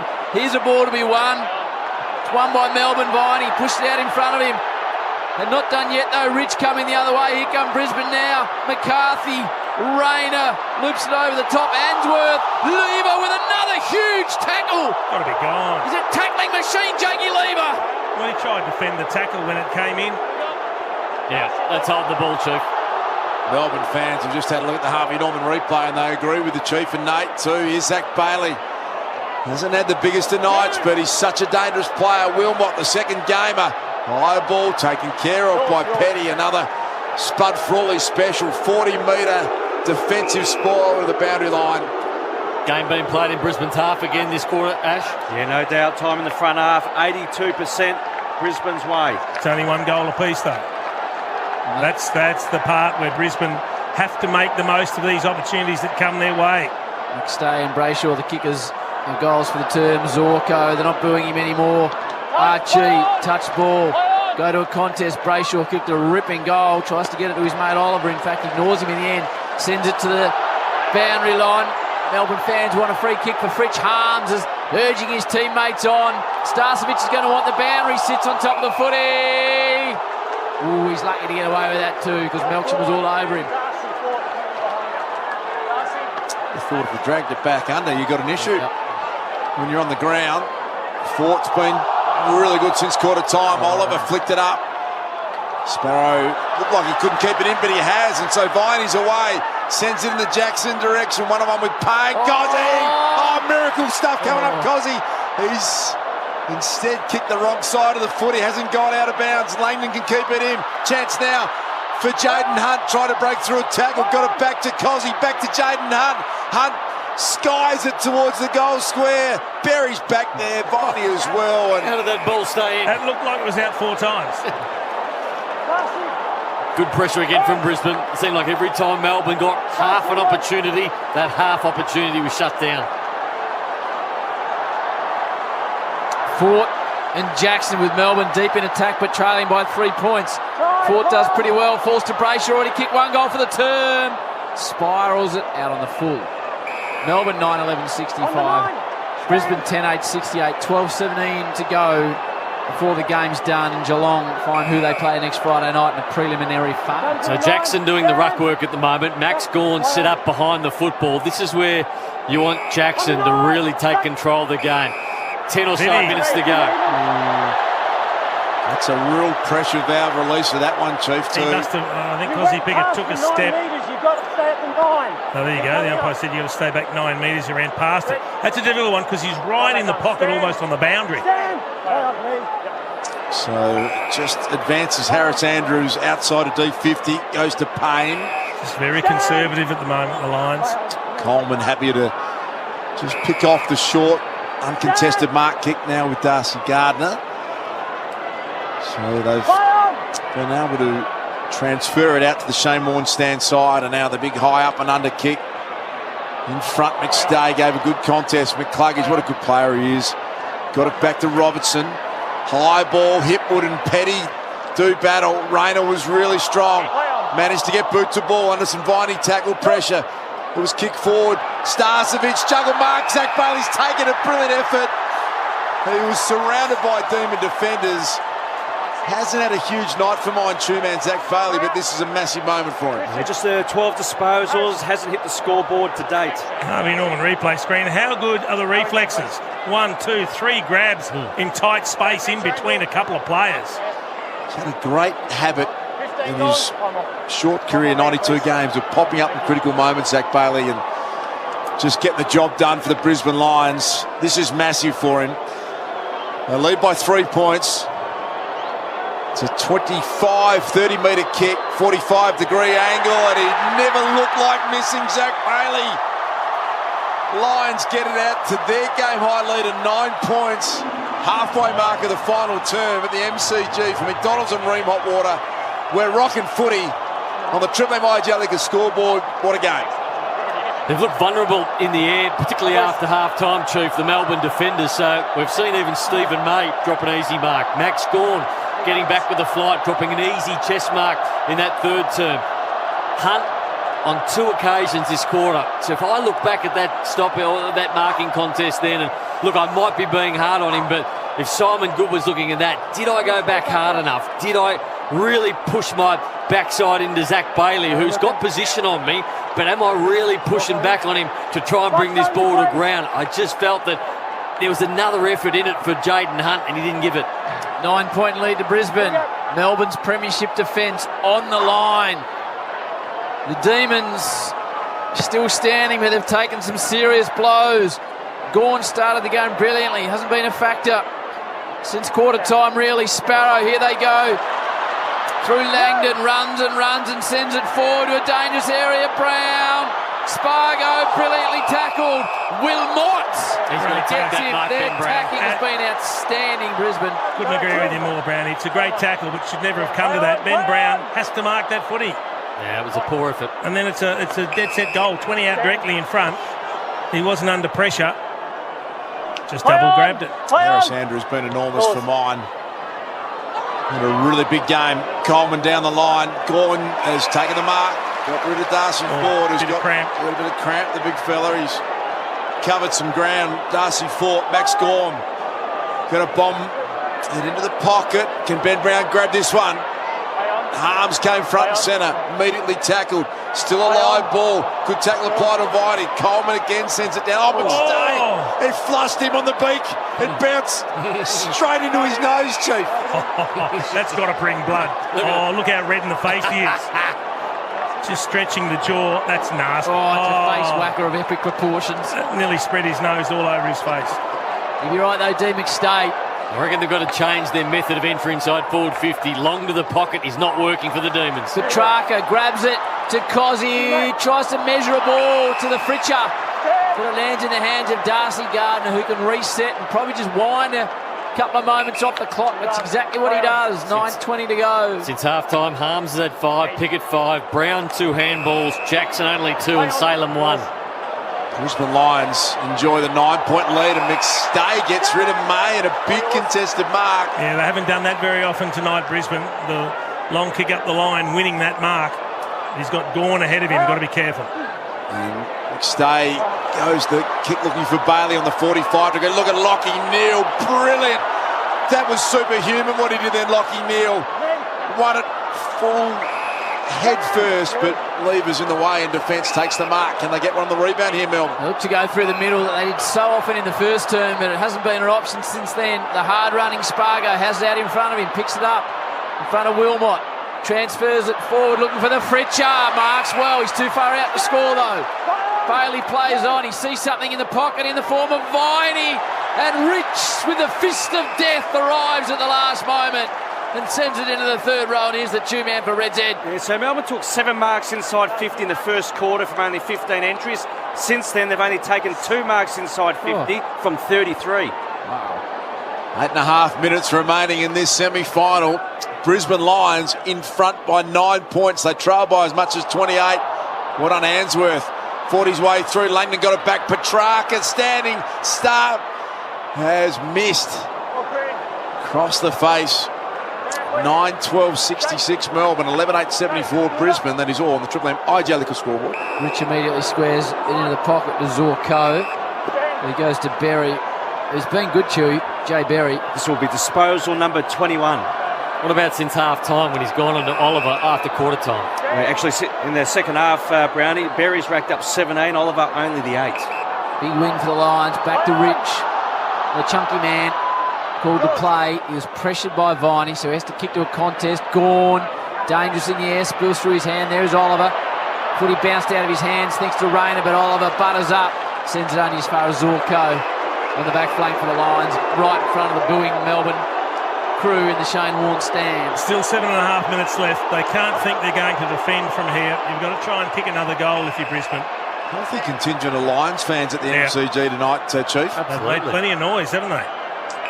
They are sensing a famous victory here. Berry, as Chief and Nate have pointed out, they have got plenty of time. They can't just go conservative and they just score. You reckon at least another goal. Just tumbled down the line. Langdon was brilliant. Gathered it. Put boot to ball. Gains 30 or 40 metres. Harris Andrews, probably his first mistake of the night for mine. It's over the head of Melksham. Coleman now has got to get back and defend. Look out for Cozzy. Ground ball to be won. Fighting hard, Viney. Spargo in there. Well done, Starcevic. Dragged it back in, but no prior opportunity. That's frantic. Desperate defence. Melbourne 30 out from their attacking goal. They trail by 8 points with 6:38 on the clock till it's done. Geelong await next Friday night. Spills out to Sparrow. Ignores the handball. Now looks to Oliver. Sparrow goes a second time. But Brisbane will repel through Bailey, who goes a torpy down the outer side to space. And as far as Hibbard measures a kick. It's a good long lead to Melbourne in the hands of Fritsch. They're starting to worry about the time. Salem's beckoning for it, but coming in with a big fist from the side was Rayner. He's doing everything right at the moment, the Brisbane Lions. Every little thing they get right. That one from Rayner. He saw the danger from 15 metres away, made a beeline from behind Salem and got the fist in. Been a big night for the Golden Fist, Chief. There's a desperation from Brisbane tonight that I've never seen before. Yeah, turning it on big time when it counts. Rich to Hipwood, he won it. Cole beat Jake Lever, a big one-on-one. He takes a bounce, takes a second. Eric Hipwood runs to 60, spies an open goal square. He's hooked the kick. Charlie Cameron, sliding marks being taken by Charlie. We're going to have a look at the...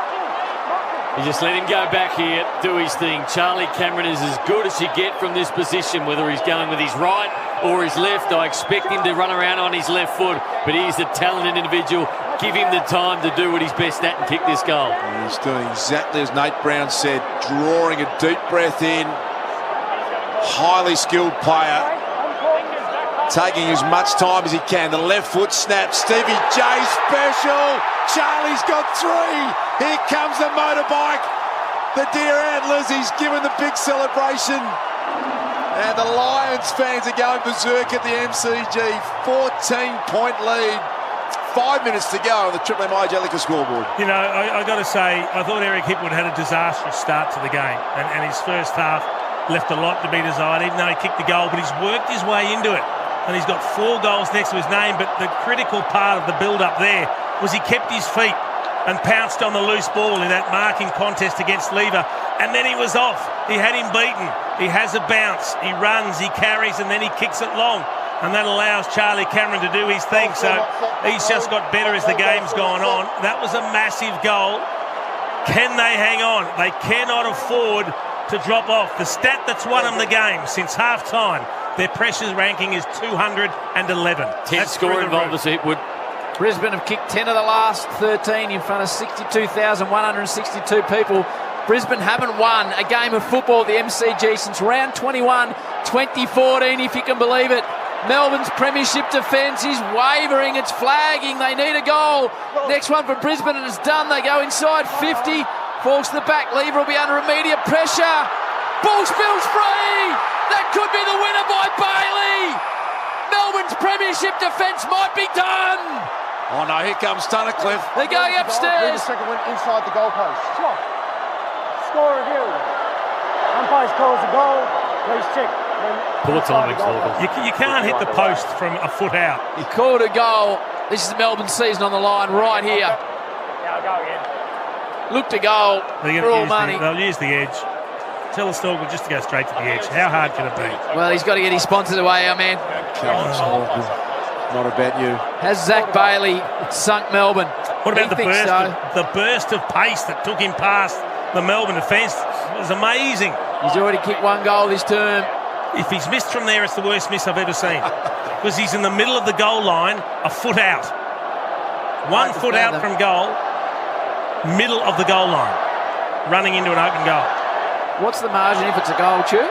That would be 20 points. 20 points with 4:52 on the clock. Melbourne would have to kick 4. For goodness sakes, run the edge. Snorkel, what the hell are you doing? Looking at these angles, there is insufficient evidence to confirm if the ball hits the No, it's a goal. It's a goal for the Lions. Melbourne look down and out. Brisbane looks set for a prelim. In a great turnaround. 13-8 Brisbane, 86 Melbourne, 9-12-66. Brisbane have kicked 4 goals to 1 for the term. And Melbourne members are just shaking their heads, Chief. They can't believe what they're seeing. This is enormous. But you made the call earlier this quarter, Brown. He said he hasn't had a big night, but he kicked that goal. Now he's kicked another. He had the fresh legs. He had the tank left. The power in the legs took him past a couple of tiring Melbourne defenders, and he streamed into goal. And they've taken the clearance work off Brisbane tonight. And I'll tell you what, Jared Berry involved again in that clearance to get them forward. He has had as big a second half as any player could have, tagging one of the best in the business, but getting the ball back his own way. 20 touches in the second half for Jared Berry, along with 5 clearances. Playing on Clayton Oliver, and May and Lever are just turning on each other back there in the Harvey Norman replay. There's some discontent. They know that this game is almost out of their reach. Fort, a bit lucky. How many times have we seen Melbourne do this year? Away to a flyer, not be able to put the game away. Multiple entries inside 50, wasted footy, 28 points up. The other side come back and win. 28 points up, and now Petty's been moved forward. They'll get one back here. Cozzy has hit the post, 20 metres out directly in front. Chief, what was he thinking putting that on the ground? That's the game right there. If you had a chance of getting back into it, that's the quick answer. Then you've got to kick another 3 goals in the space of 4 minutes. And he's missed a sitter from directly in front. You go those dribble kicks in a night game, Brownie, they can skid. Zorko happy to take a bit of time off the clock. He's belted down after he got rid of the footy, Zorko. Bit of frustration coming out for the Demons. Salem, can they launch one last gasp effort? Ford spirals it forward. Hibbard's all on his own. He's got to go. You just got to go. He runs back off the mark. He goes wide. The modern footballer just not prepared to go through the middle. He hits a target, though, in May. Stevie's got to get it down there in a big hurry. They need a hanger, and they need to go in a hurry. Jackson. And it's Petty who's floated forward, who's probably been Melbourne's best for the night. Mark's 30 out, needs to turn around and bang it home. Big the boos of the Brisbane crowd now. He's marked over the top of Max Gawn and about a pack of 5 or 6 players. 6 career goals. Hasn't kicked one this year, the man from Darcy's former alma mater, Ross Trevor College. This will make Brisbane nervous if he kicks it. Petty to bring it back to a 14-point margin. Simply must kick it. And does. 14 points. Clock stops at 3:07. Bob Jane Timo's Tom Brown. So a big story now is Berry's potential eye gouge on Oliver. Oliver's eye doesn't look good. I know there was some existing cheek damage already, but if Brisbane get through, which we'd expect at the moment, that's going to be a massive MRO talking point post-game. I haven't comprehensively seen the vision, but I know it's already a discussion point. Bob Jane Timo, that's Tommy Brown. We'll keep an eye on that news story, but 3 minutes, 7 seconds. Plenty of time, Duke. Plenty of time for 3 goals. They need a centre clearance here. Max Gawn, the 6-time All-Australian. They've got Viney, they've got Oliver. So all Melbourne players at the moment on the attacking side. So the 2 wings are now setting up at half forward. So it is all-out attack for the Demons. Harms in there as well. Can they get the clearance? Gawn opposed to Fort, just tried to slap it forward. Viney is going to surge it again and then went to hack it out of mid-air. Petrarca's handball missed the mark with Harms. He was away. Was Harms. The Lions defenders cleaned it up. In the front was McCluggage. Zach Bailey's had some good moments late. McCluggage picks it up back to Fort. Mayback, it's set up back. A little bit of a fumble. Oh, well tackled. Look at McCarthy. Hibberd was confronted by Charlie Cameron. May dumps it down the line. Bailey Fritsch. Gardner's had the better of that duel. Salem was smashed into by Robert and Coleman. And now Brayshaw trying to hack it forward. This is on centre wing. MCC members side Archie. All precious seconds off the clock. Fritsch picked it up. Here they come. Neil Bullen's going to get through the tackle. Neil Bullen can hit a target inside 50. Favours Havas Andrews. They've got to bring it to ground. They do well. Petty, the surprise forward to Langdon. Can he get it on his boot? Langdon! Langdon! Melbourne won't go away. What are we seeing in the final series? 7-point margin. 2:08 on the clock, and all of a sudden the red and blue Hardies beating us. Oh, wow. The move of Harrison Petty forward, jumps over the top of Max Gawn and takes a big mark, goes back and kicks a goal. And all of a sudden then you've got to pick the ball up from ground level. It was a beautiful pick up from ground level, and the handball was great. The finish was good, but all of a sudden Melbourne start to move the ball quicker than what they've done all night. I'm not sure why it takes them to be 3 goals down late in the game to just move the ball as quickly as possible. Gee, it was big up on the wing. They should have mopped this up, but Darcy Gardner, tired, under pressure. He had the hand pass on and then decides, I'll put it on the boot, too slow. Turnover, goal. 6-time All-Australian Max Gawn back in the centre bounce. He's been quiet since quarter time. He just tomahawks at 40 metres to set up forward. Oliver gives chase. Lockie Neal can't pick it up. It's going forward the Demons' way. Viney, can he get a boot to it? It's going to go off the hands of McCluggage. Picked up by Berry. Oh, he's gone, I reckon. Jaden Hunt's tackle just about could have been rewarded. Coming the other way, McCluggage. In there is Max Gawn. Rivers picks it up, immediately tackled. We're down to a minute 40 and a 7-point lead to Brisbane. Stoppages are Brisbane's friend. They've got to keep it in tight if they can. Could be a tie still. Hipwood, Zorko winds it forward. Lever will track it back. He needs the ball to stay in. McStay's on his hammer. Now he's got to do the unusual to try and keep the ball in. Oh, boy. Kick. That's He's it. pinned Lever. That's it. He's pinned Lever, so McStay will have a shot in the boundary. Give it back to him, Jake, or they're going to give you 50 against That's you. pity. They've given 50 against you, and that's it. No. There's your semi-final right there. Lever just lost focus. That will be the end of Melbourne's premiership defence, because McStay will kick it from the top of the goal line. You could see it happening. You see the players getting over to McStay saying, take your time. You've got 30 seconds on the clock. You're directly in front. Use all 25 seconds. He's looking up at the scoreboard. Jake Lever's going to have a long summer thinking about that moment. That's the brain fade. I mean, he had players yelling at him to give it back. Of the highest proportion. McStay to put Brisbane into a preliminary final from directly in front. Bangs it home! The Lions will take on the Cats. One of the most famous wins in this football club's history. And Melbourne's premiership defence is finished. Well, they had the opportunity at half forward, so Jack Viney had the ball. It was a smother off the boot. They had options out everywhere, but it looked like Lever wanted to take this ball out anyway. And they haven't played a lot of holding the ball decisions tonight, and the umpire, I thought it was harsh that he pinged him, and then Jake Lever just didn't give the ball back. He screamed at himself. He screamed again. He looked up at the screen, and the umpire's telling him, give it back, give it back. He still didn't give it back. It was just a brain fade. Not good enough by Jake Lever. Melbourne were coming, that all the momentum the last couple of minutes. Tough holding the ball call. Not sure he disposed Well, he put it on the ground. there. He just put it on the ground. Didn't get a handball or a kick away, and so Melbourne, there'll be some heartbreak for the D's fans as May came charging up the square and brilliantly tackled and rewarded. So what a performance this from the Brisbane Lions.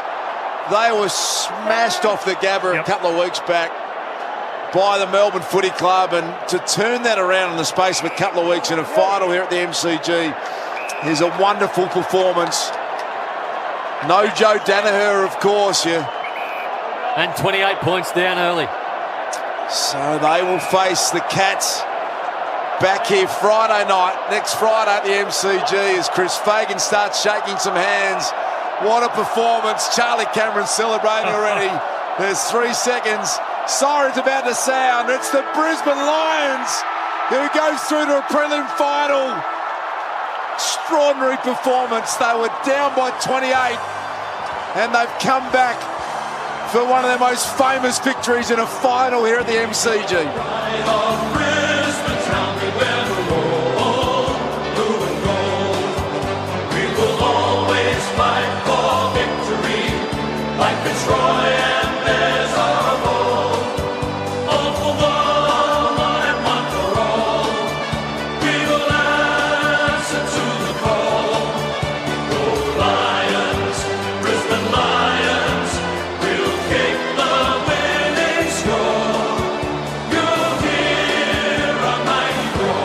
By 15 at quarter time. They led by 28 points, 27 minutes into the second term. Then Brisbane kicked 6 goals to 2 in the third. It was square at 3/4 time. Brisbane in the end with a 5 goal to 3 final term. Brisbane 14,892, Melbourne 11,1379. Brisbane by 13 points in front of 62,162 people. Here's Richo with Jared Berry. Yeah, can't describe the feelings. Unbelievable. Yeah, we're going to do a prelim final. It's all hard work from here, but I'm going to enjoy this moment. You were 28 points down with 15 seconds to go in the second quarter. You get that goal, you go in at half-time. What changed? Oh, I think we just got a bit of belief, you know. Like, we started moving the ball a bit better. We started believing in each other, and we had a little bit of momentum. We made that count when we had it. Congratulations on your second half. I think you've had 23 disposals. What did Chris say to you at half-time? He put you into the middle. What was your role? Yeah, he just said he needed me to lock down Oliver and hunt the ball and win the ball, and yeah, I'll do anything for that bloke. So yeah, it was nice to get the job done. You've broken a pretty big hurdle. I think you've lost 14 of your last 15 here, and that we can't underestimate that, mate. I mean, it's been a tough place for you to come. Yeah, hopefully now we can stop writing about it. So yeah, we move on and look forward to next week. Congratulations, Jared. Outstanding game. Outstanding game indeed. I think there'll be a few more interviews on the ground. But he was almost the best man on the ground in the end, Berry. Did an enormous job around the clearances, and Eric Hipper to go close as well. Here's Charlie Cameron. Stand up, unbelievable. Thanks to everyone, all the Lions supporters and Melbourne supporters coming out tonight. Unbelievable, brother. Against the odds, eh? And you had a bit of an issue early, a bit of a scare. What was that? There was an ankle or foot? I hurt my loose frank in 2018. I thought I did that. So just like rolled it a little bit, but I was worried, so I couldn't put pressure on it because I thought I was collapsing. So, but a bit of pain in foot, all good.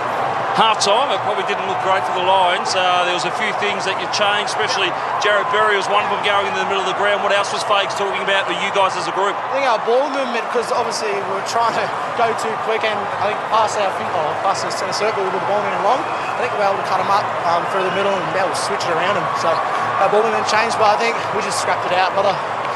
Were you ever think about passing that last shot off goal? Never, brother. It's finals. Congratulations, Charlie. Well done. Love you all, guys. Stay easy. Brisbane into a prelim to take on Geelong next Friday night. Score a 1 in 4 chance to win with a Monopoly game at Macca's. Ends 18th of October for full terms. Visit mcdonalds.com.au. Actually can't believe what we've seen. Extraordinary. Extraordinary win that by Brisbane. One of the proudest in their club's history as Melbourne leave the MCG. Melbourne winning their first 10 games of the year, and they were just red hot. But you couldn't imagine them going out in straight sets, and heartbreak for the D's. Luke Jackson, as that man played his last game for the football club. Well, there'll be a lot of wash-up, and we'll have it here all on the M's. Brisbane by 13 points. McDonald's Ream Hot Water. Triple M Rocks Footy.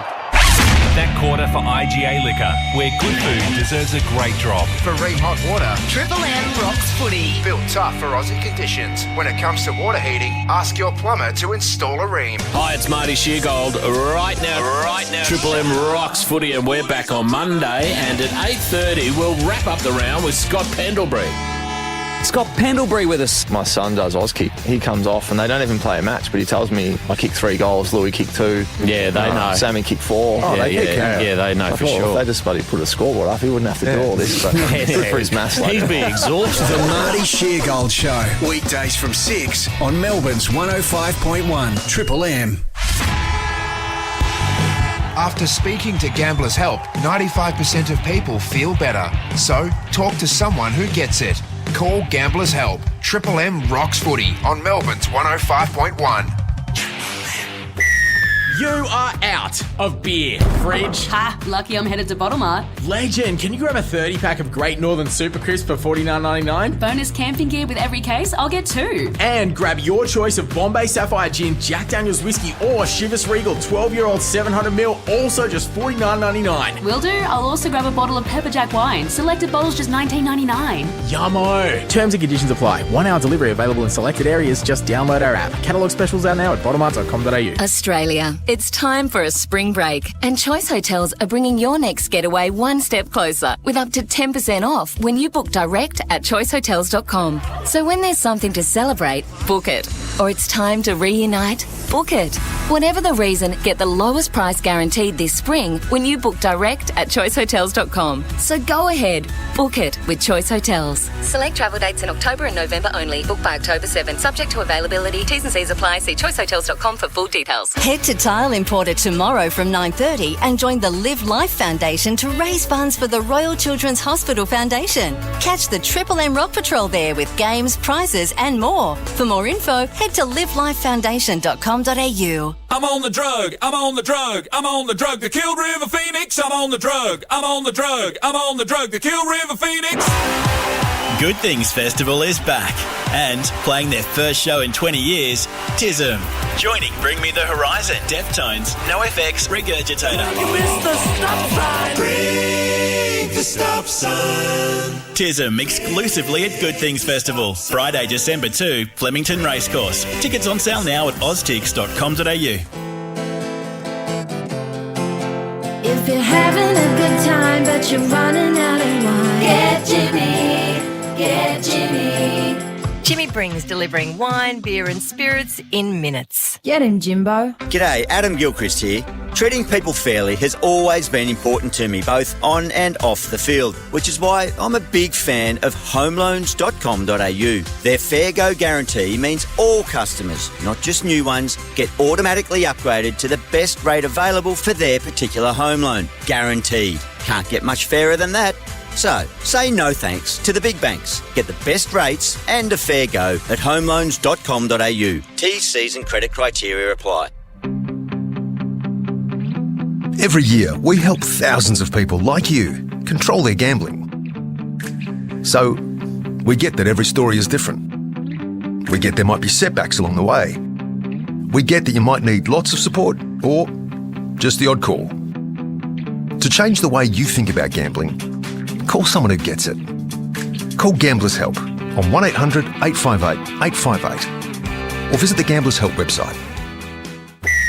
You are out of beer. Fridge. Ha, lucky I'm headed to Bottle Mart. Legend, can you grab a 30-pack of Great Northern Super Crisp for $49.99? Bonus camping gear with every case, I'll get 2. And grab your choice of Bombay Sapphire Gin, Jack Daniel's Whiskey or Chivas Regal 12-year-old 700ml, also just $49.99. Will do. I'll also grab a bottle of Pepperjack wine. Selected bottles just $19.99. Yummo. Terms and conditions apply. 1 hour delivery available in selected areas. Just download our app. Catalogue specials out now at bottlemart.com.au.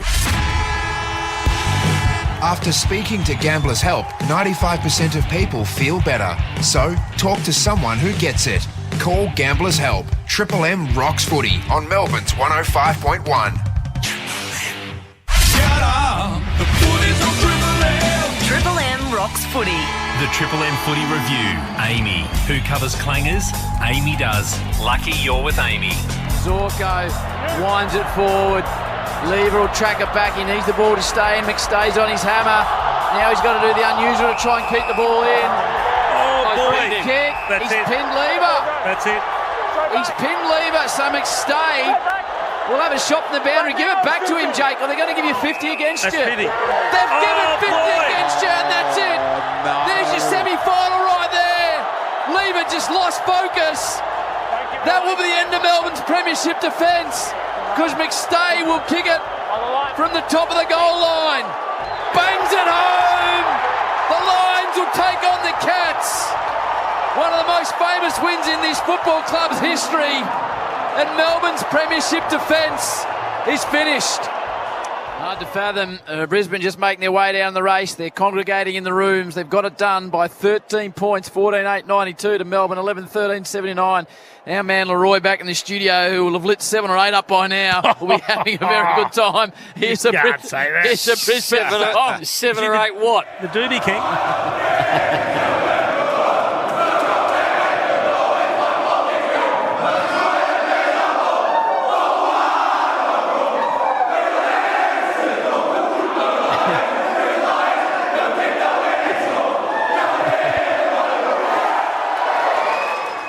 Triple M Amy review, who covers clangers on and off the field. Amy does, Chief. We were going to go for a full 1-3-3-5-3, but unfortunately the relos don't light up because Margaret River have got their bodyboarding show on, so that just offsets the whole situation. They'll be celebrating Steph Gilmore down at They will, Margaret an River. 8th world title. We normally get off here pretty quickly, but I think we need to have a minute or two on that game, because it's one of the best we've seen, Nath. It really is, in a stunning final series.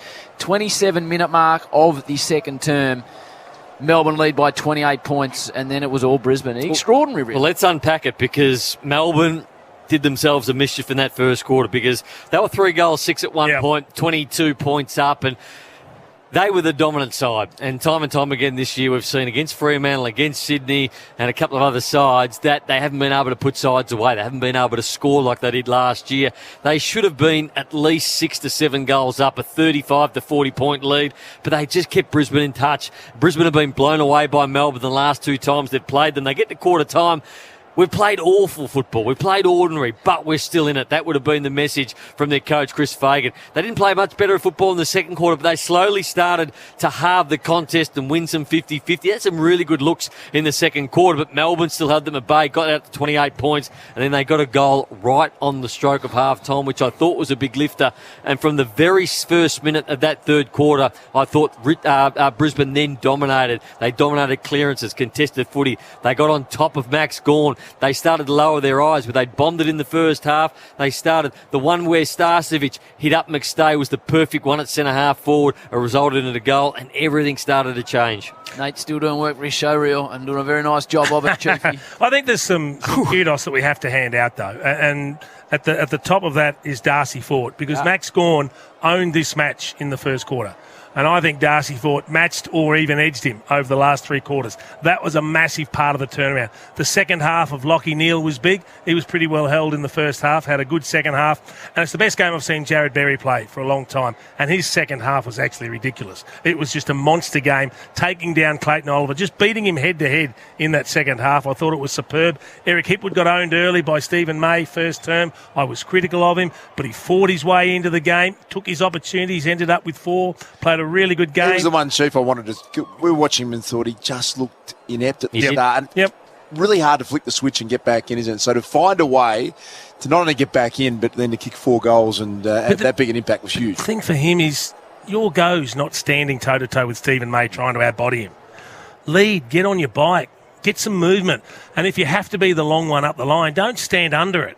Stand off it and have a run and jump so you can at least bring the ball to ground or kill it out of bounds. The domination of Max Gawn in that first quarter compared to just after that. So I wouldn't be surprised if we find out Max Gawn's got some sort of slight injury because he wasn't covering the ground. He wasn't following up from stoppages. So I watched him, particularly in that last quarter, at his ruck work, and he did not move anywhere after the ruck contest. So I wouldn't mind betting that Max has got some slight injury. He could not go a yard in that second half. We should also give a pat on the back to Charlie Cameron. He's been owned by Hibberd the last couple of times.